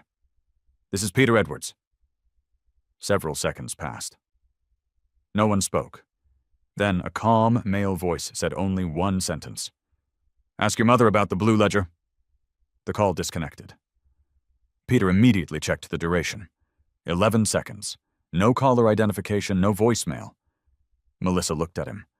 What happened? He repeated the sentence exactly. Eleanor's face turned pale. The blue ledger. Peter looked at her. You know what that is. She nodded slowly. I hoped it had been destroyed. What is it? She swallowed hard. It wasn't one of your father's client files. What was it? It was his personal record. Peter frowned. Personal record of what? She looked toward the closed hospital door before answering. Everyone who ever asked him to hide something. Peter felt a chill run down his spine. Names. Names. Dates. Everything. Melissa stared at Eleanor in disbelief. And someone thinks you still have it. Eleanor whispered only 3 words. Maybe we do. Peter's investigator instincts immediately shifted. Until now, he had believed he was reconstructing past events. Now he realized something far more dangerous. Someone else believed they were racing against him to find the same piece of evidence. And for the first time, Peter understood that this was no longer just an investigation. It had become a search. Peter stared at his mother. Maybe we do. Eleanor realized what she had just admitted. I shouldn't have said that. Mom. She closed her eyes. I promised your father. You promised to protect his records. Yes. I'm your son. I know. Then let me help. For nearly a minute, neither of them spoke. Melissa quietly closed her laptop. I'll step outside. No, Eleanor said softly. You've already heard enough. Melissa remained seated. I won't repeat anything. Eleanor looked from Melissa to Peter. I believe you. She folded her hands in her lap. The Blue Ledger wasn't part of your father's accounting business. What was it? Peter asked again. It was insurance. Peter frowned. Insurance? Not financial insurance? She shook her head. Insurance against powerful people. Peter leaned forward. I don't understand. Your father believed that if something terrible ever happened to him, the truth should survive. So he documented everything. Not everything. What then? The things people begged him to keep secret. Melissa looked puzzled. Why would they tell an accountant those things? Because they trusted him. Eleanor sighed. Business owners confessed hidden assets, executives admitted false reports, politicians asked about tax consequences before making certain decisions. Peter listened without interrupting. Your father rarely judged them. He simply documented what they voluntarily disclosed. Exactly. And the Blue Ledger contained those notes. Eleanor nodded. Names, dates, meetings, sometimes copies of supporting documents. Peter sat back. If that ledger still exists, it could destroy reputations, Melissa finished the sentence, or protect innocent people. Eleanor looked at Peter. Your father never intended to use it. Then why keep it? He believed truth had value. Peter smiled faintly. That sounds like him. It sounds like you. His phone vibrated. This time the screen displayed Genesis. Peter answered. Hello? I just left the office. How was your day? Busy? Her voice sounded unusually cheerful. How's your mother? Doing much better. That's wonderful. Peter waited. I'll stop by the house first, Genesis continued. Why? I need to pick up a few things. What things? My overnight bag. Peter glanced toward Eleanor. I thought you stayed with Rebecca. I did. My clothes are still at home. A reasonable explanation, at least on the surface. I'll probably be home late, Peter said. No problem. We're keeping Mom one more night? I know. Peter's expression changed slightly. You know, the hospital called. They called you about the discharge paperwork. Peter made no comment. I'll see you tonight. The call ended. Melissa had been watching him. Something wrong? Maybe. What? The hospital usually calls the primary contact. And that's you. Exactly. Melissa frowned. Could they have called both of you? They could. But they normally don't. Peter opened the hospital information folder lying beside Eleanor's bed. Emergency contact. Primary. Peter Edwards. Secondary. Genesis. Edwards. Possible. Nothing suspicious. Still, he wrote another note. 11:48 a.m. Genesis, aware of discharge timeline before I informed her. Another fact. Nothing more. Just after noon, Detective Marcus Bell walked into the room. He was dressed in plain clothes instead of a uniform. Tall, broad shoulders, calm expression. Peter stood. Marcus. It's been a while. Nearly 8 years, in fact. The two men had crossed paths several times while investigating insurance fraud involving organized financial crimes. Marcus extended his hand. I heard about your mother. She's recovering. I'm glad. He greeted Eleanor politely before turning back toward Peter. I was nearby. Peter recognized the phrase immediately. Nobody from law enforcement ever said, I was nearby, without another reason. What brings you here? Marcus lowered his voice. I actually came because of something else. Melissa quietly moved closer. Marcus continued. A patrol officer responded to a report early this morning. What kind of report? Attempted vehicle break-in. Peter waited. The vehicle belonged to Michael Bennett. Peter remained expressionless. What was taken? Nothing. So why tell me? Marcus studied Peter's face. Because the officer found something unusual inside the car. What? A printed map. Peter said nothing. Marcus continued. Several locations had been circled. Which locations? Franklin County Recorder's Office. Peter nodded slowly. Anything else? Riverside Methodist Hospital. Melissa exchanged a quick glance with Peter. Marcus wasn't finished. And your neighborhood. The room became silent. Marcus watched Peter carefully. I figured you'd want to know. Was my address marked? No. The neighborhood. Only the neighborhood. Peter appreciated the distinction. Facts. Exact wording mattered. Any other locations? Marcus pulled a folded photocopy from his jacket. One. He handed it to Peter. Buckeye Auto Repair. Peter looked at the map. 4 circles. Hospital, repair shop, recorder's office, his neighborhood. Every location already connected to the events of the past 2 days. Marcus spoke quietly. I don't know what this means. Neither do I. But I don't believe in coincidences. Peter smiled slightly. You never did. Marcus looked toward Eleanor. If anything unusual happens, call me. I will. After the detective left, Melissa broke the silence. The circles. Peter nodded. They're following the same path. Hospital. Car. Property records. Our house. Eleanor looked increasingly worried. They're getting closer. Peter turned toward her. To what? The ledger. His phone buzzed once more. A text message. No number. Only words. You are looking in the wrong place. Peter showed it to Melissa. No number. Blocked. She examined the wording. They know you're investigating. Peter shook his head. No. What?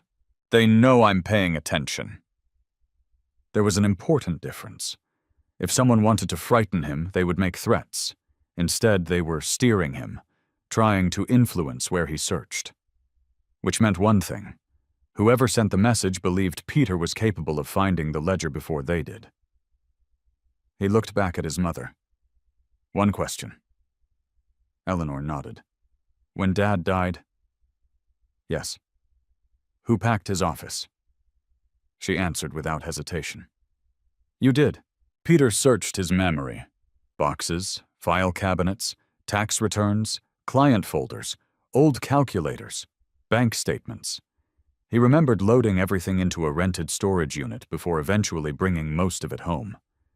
Then one forgotten image surfaced. A heavy cardboard box. Blue masking tape across the lid. His father's handwriting. Personal. Peter had never opened it. At the time, grief had made every decision difficult. Months later, believing it contained only family papers, he had carried the unopened box into the attic. Peter slowly looked upward, almost as if he could see through the hospital ceiling toward his house. Melissa noticed the change immediately. You remembered something. Peter nodded once. I think I know where my father wanted me to start looking. For the first time since Eleanor had mentioned the blue ledgers, Peter wasn't following someone else's trail. He finally had one of his own. Peter drove home that afternoon, with a destination already fixed in his mind. The attic. He had not entered it in nearly 3 years. Most families treated an attic as a place for forgotten decorations and old furniture. Peter treated it as permanent storage. Everything was labeled, everything was dated, everything had a place. As he unlocked the front door, the house remained silent. Genesis was still at work. Or at least, that was where she claimed to be. Peter did not check. For the first time since Eleanor had been hospitalized, he realized something important. He was no longer investigating Genesis. He was investigating facts. If those facts eventually involved Genesis, so be it. but he refused to begin with a conclusion. He climbed the folding ladder into the attic.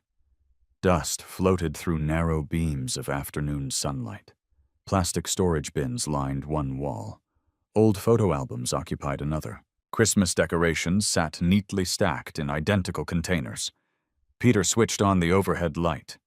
Immediately, memories returned.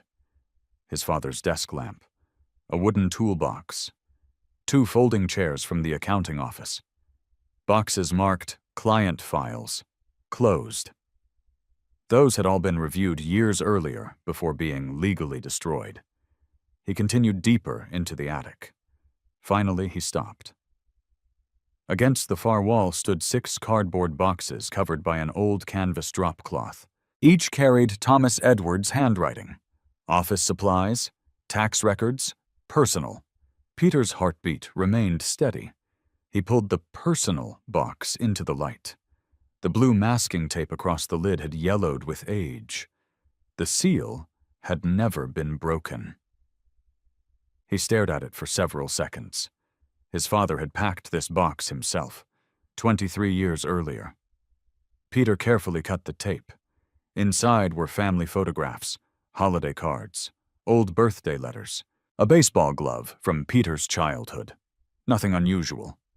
He removed each item one at a time, placing everything neatly beside the box. Halfway through, he found an old leather planner. Inside were handwritten appointments from 24 years ago. Routine meetings, client lunches, tax deadlines. Nothing suspicious. He continued searching. At the bottom lay a faded blue wool sweater. Peter smiled. His father had worn it every autumn. He lifted it gently. Something heavier remained underneath. A false cardboard divider. Peter froze. The divider matched the interior of the box almost perfectly. Had he emptied the box without lifting every item, he never would have noticed it. Using both hands, he carefully removed the hidden layer. Beneath it rested a small metal cash box. Dark blue. No larger than a shoebox, no label, no keyhole damage. His father had intentionally concealed it. Peter slowly carried the cash box downstairs and placed it on the dining room table. He did not force it open. Instead, he examined every side. One small keyhole, no combination lock. He searched the original box again. Nothing. No key. He checked the planner. Nothing. The sweater pockets. Empty. His phone rang. Harold Dawson. "Everything all right?" Harold asked. "I found something." "Good something or bad something?" "I don't know yet." "You sound excited." "I found a locked cash box hidden inside one of my father's storage boxes."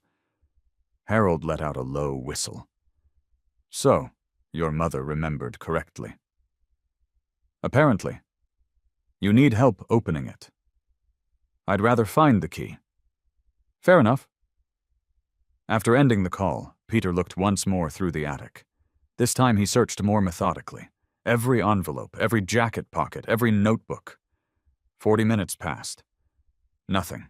Finally, he sat on the attic floor, surrounded by decades of carefully preserved memories. His eyes wandered toward the old wooden desk that had belonged to his father. Peter almost laughed. He had forgotten it was still there. The desk had been too damaged to move downstairs after Thomas died. He walked over and opened the center drawer. Empty. The left drawer held old pencils and rubber bands. The right drawer stuck halfway. Peter pulled harder. The drawer slid open with a sharp scrape. Inside lay a single brass key, taped beneath an index card. The card contained only 6 handwritten words. "For the day you understand why." Peter recognized the handwriting instantly, his father's. He carefully removed the key. Downstairs, he inserted it into the cash box. The lock clicked immediately. Peter lifted the lid. Inside were 3 items. A thick blue ledger. A bundle of sealed envelopes tied together with faded string.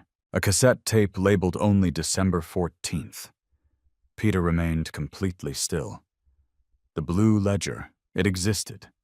just as Eleanor had said. He resisted the temptation to open it immediately. Instead, he put on a pair of cotton archive gloves from his old investigation kit. Paper this old could be damaged by careless handling. He gently opened the cover. The first page contained a handwritten message. Peter, if you are reading this, it means I was wrong. I believed these records would never again be needed. If someone is searching for them, do not trust appearances. Some people will pretend to protect this ledger. Others will pretend it does not exist. Believe neither. Trust only documents you verify yourself. Love always, Dad. Peter slowly turned the page. The ledger did not begin with financial records. Instead, it contained an index, alphabetically organized, more than 200 names. Beside each name appeared page numbers and short references, meetings, letters, transactions, personal statements. Some names meant nothing to Peter. Others immediately stood out. Business executives, former city officials, prominent attorneys. Then one name stopped him cold. Bennett Richard. Pages 114, 126. Peter frowned. Richard Bennett. Not Michael Bennett. Could they be related? He reached for page 114. Before he could turn another page, he heard the sound of a car pulling into the driveway. Peter immediately closed the ledger. A car door slammed. Footsteps approached the front porch. Genesis. She unlocked the front door and stepped inside, carrying her handbag. I didn't know you were home, she called. Peter quickly placed the ledger cassette tape and envelopes back into the cash box, closed the lid, and slid it beneath the dining room table before she entered the room. There you are, Genesis said with a tired smile. How's your mother? Doing well? I'm glad. She noticed the open attic ladder. Cleaning. Just organizing some old family things. She walked closer and kissed him lightly on the cheek. Any interesting discoveries? Peter met her eyes calmly. Just memories. She smiled. I'll change clothes. As she turned toward the staircase, her gaze briefly paused on the old cardboard box still sitting open in the living room, only for a fraction of a second. Most people would never have noticed. Peter did. Genesis continued upstairs without another word. Peter waited until he heard the bedroom door close. Then he looked back toward the hidden cash box beneath the table. His father's final investigation had survived for 23 years. Now Peter understood why someone had been searching so desperately. The answers were finally within reach. He just had to make sure no one realized he had already found them. Peter remained seated at the dining room table until he heard the shower upstairs begin running.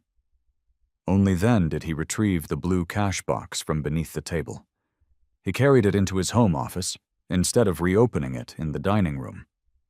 The office door locked with a quiet click. He lowered the blinds, not because he believed someone was watching, because evidence deserved privacy. The blue ledger rested on his desk. Beside it lay the bundle of sealed envelopes and the cassette tape marked December 14th. Peter looked at the tape first. A small handwritten note on the back caught his attention. If recorded voices ever become more believable than written records, listen to this first. His father had written those words more than 2 decades earlier. Peter smiled sadly. Thomas Edwards had always believed that documents outlived memories. He reached for the ledger instead. The index listed more than 200 names. Each entry included page references and short descriptions. Some entries consisted of only a few lines. Others stretched across dozens of pages. Peter turned carefully to page 114. Bennett Richard, business consultant. First meeting April 3rd. Second meeting June 11th. Concern requested advice regarding undisclosed partnership agreements. Supporting documents stored separately. Peter continued reading, His father had summarized each meeting with remarkable precision. Richard Bennett had admitted that several investment partnerships were intentionally structured to conceal the identities of silent financial backers. Thomas had advised him to disclose the arrangements properly before signing any additional contracts. Richard had refused. The final paragraph stopped Peter. Client stated, "If these agreements become public, several important families in Columbus will lose everything." Peter closed his eyes for a moment. Richard Bennett, not Michael Bennett. Yet the surname could not be ignored. He wrote a single note in his notebook. Determine relationship between Richard Bennett and Michael Bennett. A soft knock interrupted his thoughts. Genesis. Peter. Yes. Can I come in? He looked around the office. The ledger had already been returned to the cash box. The box itself sat inside the locked filing cabinet. Of course. Genesis entered carrying 2 mugs of tea. I thought you might need this. Thank you. She handed him 1 mug before sitting in the chair opposite his desk. You've spent a lot of time in here lately. I know. You've barely talked. Peter nodded. My mother scared me. She scared both of us. Genesis looked down into her tea. I've been thinking. About what? About slowing down. Peter waited. My work. The board. Everything. She smiled weakly. I've missed a lot of family moments. Peter studied her face. She appeared tired, not rehearsed, simply tired. I'm sorry I wasn't there Monday morning. You've said that. I know, but I keep replaying it. Peter remained silent. If I'd simply handed you the Lexus... She shook her head. None of this would have happened. Peter answered quietly. My mother's condition wasn't your fault. No? But my decision was. He noticed genuine tears beginning to form. For a brief moment he remembered the woman he had married 14 years earlier. Kind, ambitious, confident, not manipulative, not secretive, just hopeful. He wondered when that version of Genesis had begun disappearing, or whether she ever truly had. I don't want us fighting, she said softly. Neither do I. She reached across the desk and took his hand. I love you. Peter looked into her eyes. I know. She smiled sadly. You didn't say it back. Before he could answer, her phone vibrated. She glanced at the screen. Her expression changed almost imperceptibly. Do you need to get that? Peter asked. It's work. You've said you're slowing down. She hesitated. It'll only take a minute. She stepped into the hallway before answering. Peter remained seated. He had no intention of listening. Instead, he sipped his tea.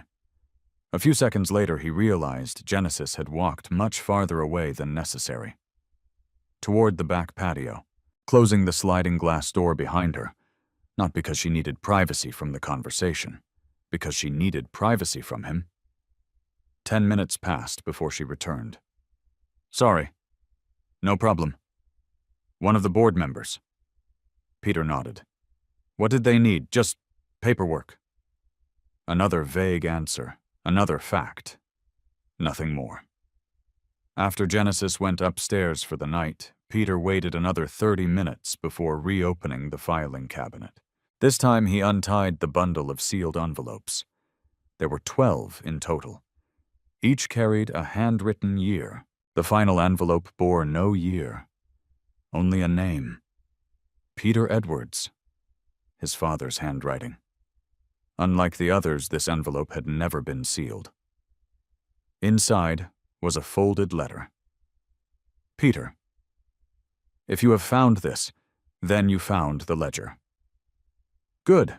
Now forget the ledger for one moment. The real danger was never the information. The danger has always been the people who believe they already know what is inside. Most of them are wrong. That misunderstanding has protected you for many years. Do not correct them. Do not tell anyone what you have found. Not even people you love. Especially not if they begin asking unexpected questions. Before you read another page, answer one question honestly. Who learned about these records before you did? If your answer is no one, continue reading. If your answer is someone else, then understand they are already several moves ahead. Peter slowly lowered the letter. His father had written those words more than 20 years earlier, yet they described his current situation perfectly. Someone already knew about the ledger, anonymous phone calls, anonymous notes, Michael Bennett's hospital visit, the missing document case. The search had begun before Peter even knew the ledger existed. He unfolded the second page. There was only one sentence. Begin with December 14th. Peter immediately looked toward the cassette tape, bearing the exact same label.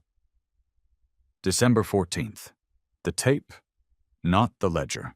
His father wanted him to listen before reading further. Peter searched the office cabinet until he found an old cassette player left over from years ago. The batteries were dead. Fortunately, the power adapter still fit. He connected it to the wall outlet. The machine hummed quietly to life. Peter inserted the cassette. He hesitated with his finger resting on the play button. If the recording contained his father's voice, this would be the first time he had heard it in over 2 decades. He pressed play.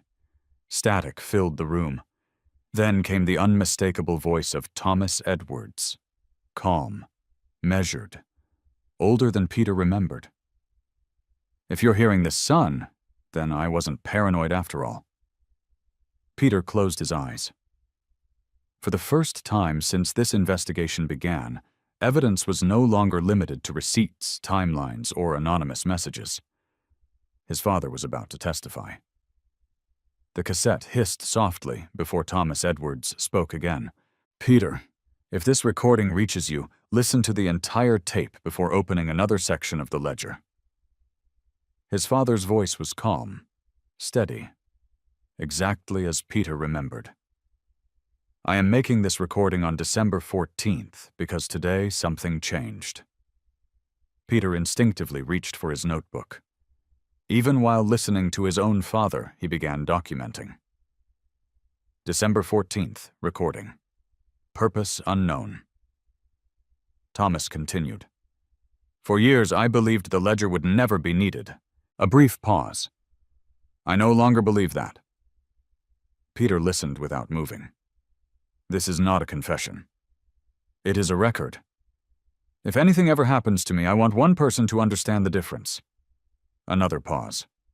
I did not create the ledger to threaten anyone. I created it because memory fails. Paper does not. Peter almost smiled. That sentence explained an entire lifetime of habits. His father continued. Most people believe accountants keep numbers. The truth is that we keep stories. The numbers only explain how the stories move. Peter rewound that sentence mentally. It sounded exactly like something Thomas would have said. I have never accepted money to hide crimes.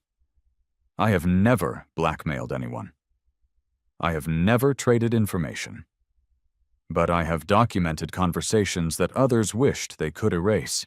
Peter's pen moved steadily across the notebook. Verified statement. Self-declaration. Needs independent confirmation. The recording continued. If you are listening, then someone is searching. They may claim they want justice.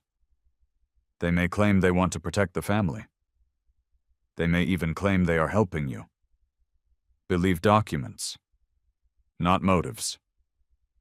A faint sound interrupted the recording. A telephone rang somewhere in Thomas's office. The tape continued running. Peter heard a chair slide across the floor. His father answered the call. This is Thomas.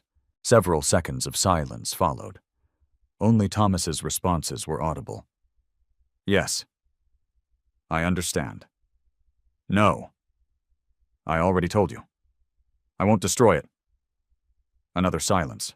Then, because once truth is destroyed, no one owns it anymore. Peter leaned closer to the cassette player. His father's breathing became slightly heavier. No. I don't negotiate over records. A longer pause. Then Thomas said something that caused Peter to stop writing entirely. "You can tell Mr. Bennett exactly what I told you." Peter slowly lifted his eyes. Mr. Bennett. Not Michael, not Richard, just Mr. Bennett. The tape continued. "No. My answer will not change." Click. The phone call ended. Thomas returned to the recorder. "If that conversation is ever important, I suspect you already know why." The tape clicked briefly before continuing. "There is one thing I never told your mother." Peter's attention sharpened. "The ledger is not complete." His pen froze. "I intentionally removed several original documents. They are stored separately. If someone finds only the ledger, they will believe they possess everything."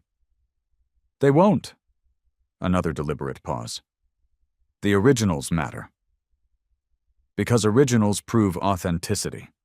Peter immediately wrote, "Separate storage location exists. Ledger incomplete. Original documents elsewhere." Thomas continued speaking. "I did not tell Eleanor where I placed them.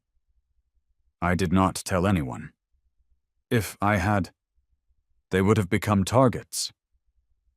Peter looked toward the closed office door. His mother truly hadn't known. She hadn't been hiding the location. She had genuinely been protecting something she never possessed. The tape reached its final minutes. "If the day comes when you begin searching, don't begin with names. Begin with places." Peter frowned. "Places. The people change. The locations rarely do." His father took one slow breath. One location mattered more than every other. Peter waited. "The old Riverside warehouse." Another pause. "You'll understand when you see the photograph." The tape ended with a loud mechanical click. Silence filled the office. Peter didn't move for nearly a full minute. He replayed the final sentence again in his mind. The old Riverside warehouse. He had never heard his father mention such a place. Yet Thomas had spoken as though Peter would eventually recognize it. Peter opened his notebook and carefully summarized the recording. He underlined 3 confirmed facts. The ledger was incomplete. Original documents existed elsewhere. The search should begin with places, specifically the old Riverside warehouse. Just then, his phone vibrated. Melissa Carter. He answered immediately. "Melissa, I've been trying to reach you. I was listening to something. I have news. I'm listening. I ran another search on Richard Bennett. What did you find?" "He died." Peter wasn't surprised. "How long ago?" 19 years. "So it isn't him?" "No.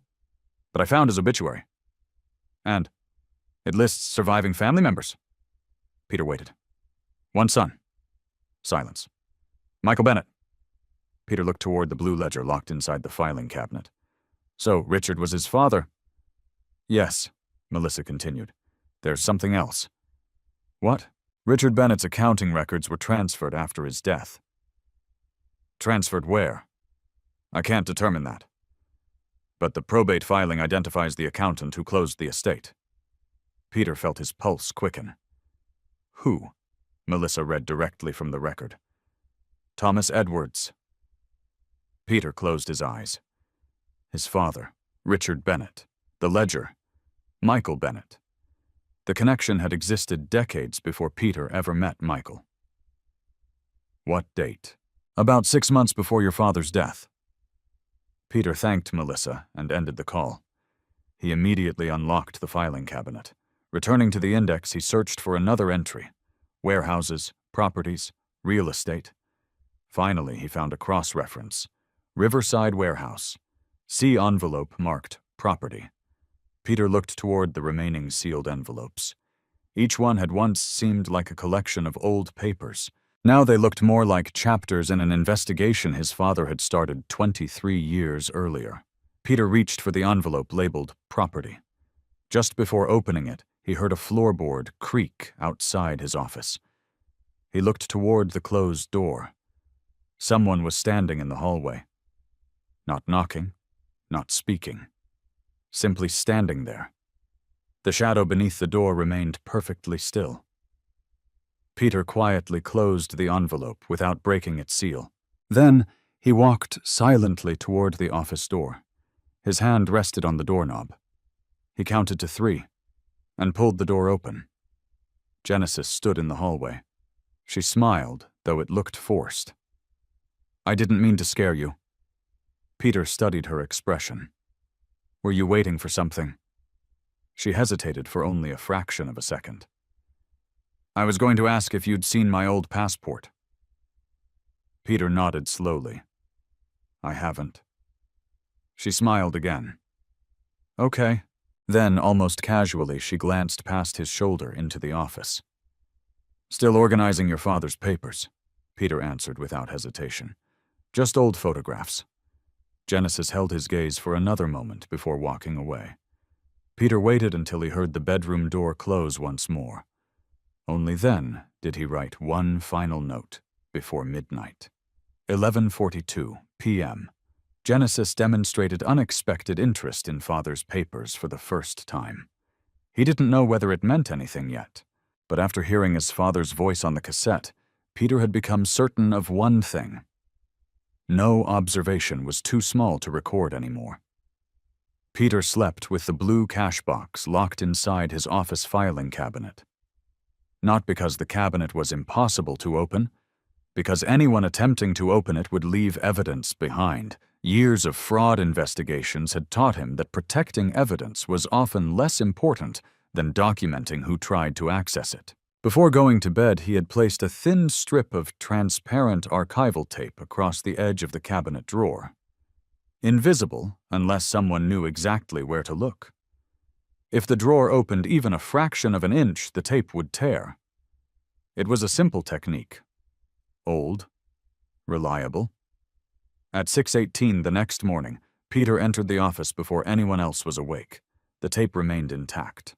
No one had opened the cabinet overnight. He made a brief entry in his notebook. 6:19 a.m. cabinet seal intact. He unlocked the drawer and removed the envelope labeled Property. This time he broke the seal. Inside were only 3 items: a faded photograph, a folded property survey, a handwritten note from Thomas. Peter examined the photograph first. It showed an aging brick warehouse beside a stretch of railroad tracks. The image had been taken on an overcast day. A painted sign on the side of the building read, "Riverside Storage and Transfer." Several loading docks lined the structure. One dock door stood partially open. Nothing appeared unusual, until Peter turned the photograph over. His father's handwriting covered the back. Not the building. Count the windows. Peter looked again. 1, 2, 3, 4, 5 windows across the second floor. But something was odd. The spacing between the third and fourth windows was noticeably wider than the others, almost as though another window should have existed there. Peter unfolded the property survey. The blueprint showed the original warehouse layout. Second floor, 6 windows. Not 5. One window had apparently been sealed during renovations years earlier. Peter immediately understood what his father had been trying to communicate. The building no longer matched its original design. Someone had altered it. The handwritten note confirmed his suspicion. Peter buildings lie less often than people. Renovations create excellent hiding places because everyone assumes they were made for practical reasons. Verify every structural change. Never assume it was made for construction alone. Thomas. Peter carefully returned the documents to the desk. His phone buzzed. Harold Dawson. "You heading to the hospital?" Harold asked. "In about an hour." "I can meet you there." "Everything all right?" "I just thought you might appreciate another pair of eyes." Peter smiled. "I usually do." "Hurry in." "I'll see you there." Before leaving, Peter photographed the warehouse picture and survey using his portable document scanner. The originals returned immediately to the envelope. Evidence stayed organized. Copies traveled. By 8:10 a.m., Peter was walking into Riverside Methodist Hospital. Harold was already waiting near the elevators with 2 coffees. "You look like you didn't sleep." "I listened to my father's voice." Harold's expression softened. "The tape." Peter nodded. "How was it useful?" "Only you would describe hearing your late father as useful." Peter laughed quietly. "It was also good." Harold handed him a coffee. "I figured." They entered Eleanor's room together. She looked noticeably stronger. Dressed, packed, ready to leave. "I was beginning to think you'd forgotten me," she teased. "I wouldn't risk that." Dr. Melissa Grant arrived moments later carrying discharge papers. "Everything looks excellent." She reviewed medications, follow-up appointments, dietary recommendations, and emergency warning signs. Peter listened carefully. Then he signed the discharge documents. As Eleanor gathered her belongings, a hospital volunteer wheeled in a bouquet of white lilies. "Delivery for Mrs. Edwards." Peter and Eleanor exchanged a quick glance. Neither had ordered flowers. "Who sent them?" Peter asked. The volunteer checked a small card. "It doesn't say." Peter accepted the bouquet, but did not hand it to his mother. Instead, he examined the arrangement. Beautiful. Professionally prepared. Nothing unusual. Except one flower stem had been wrapped with an extra piece of green floral tape. He gently separated it from the others.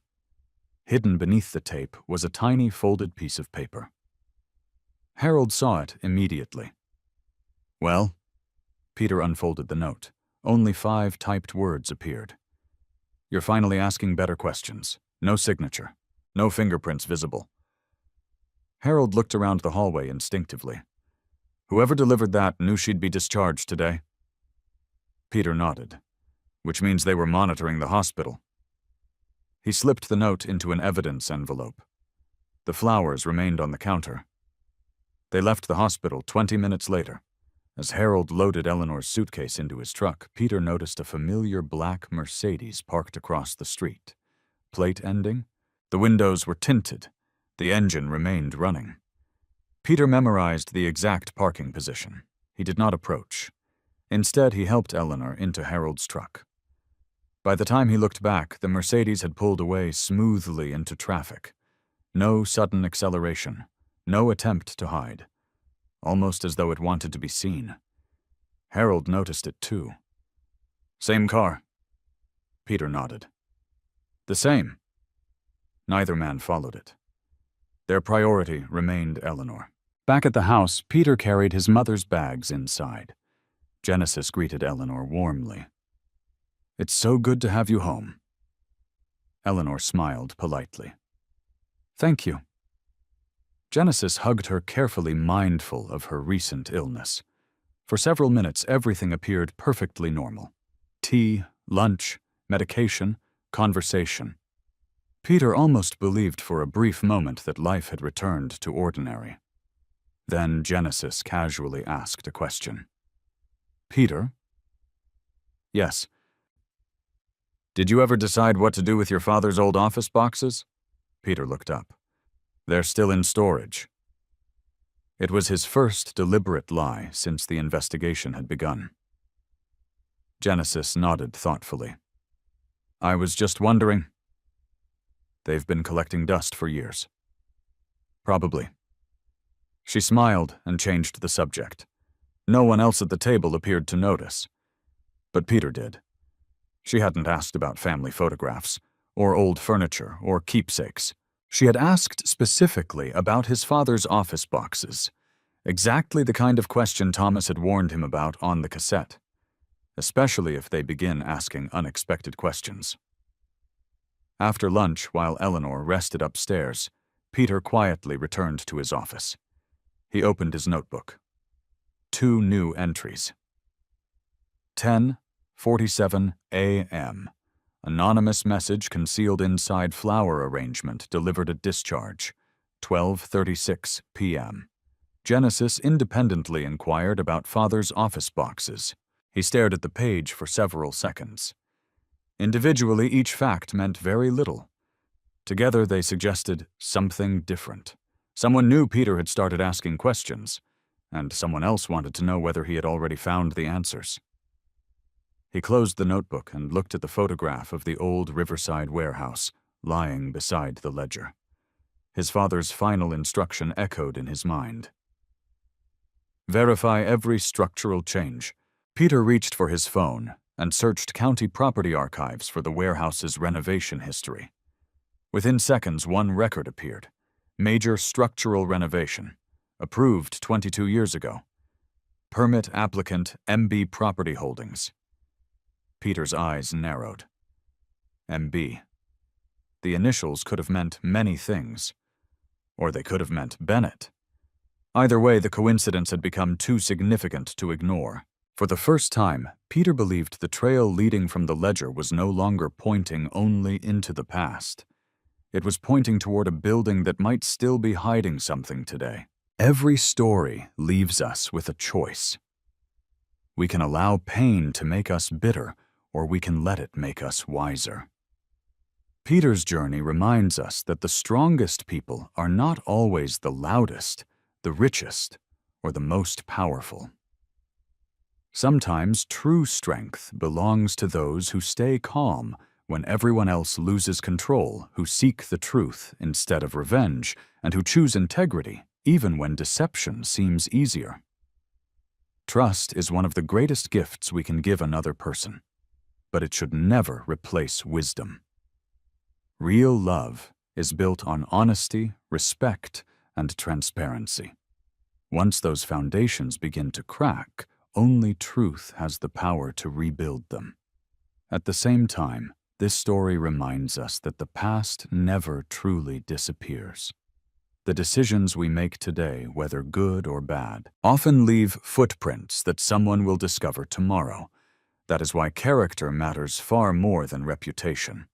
Reputation is what people think about us, but character is who we are when no one is watching. In the end, facts will always outlive rumors. Patience will outlast anger, and quiet perseverance will often defeat manipulation. No matter what challenges life brings, never stop seeking the truth. Never stop protecting the people you love. And never underestimate the power of staying calm in the middle of the storm. If this story touched your heart, or made you reflect on your own life, I'd love to hear your thoughts. Share your opinion in the comments below. What lesson resonated with you the most? And if you enjoy meaningful stories about truth, family resilience, and unexpected justice, don't forget to subscribe to the channel and turn on notifications so you won't miss the next story. Thank you for watching, and I'll see you in the next video.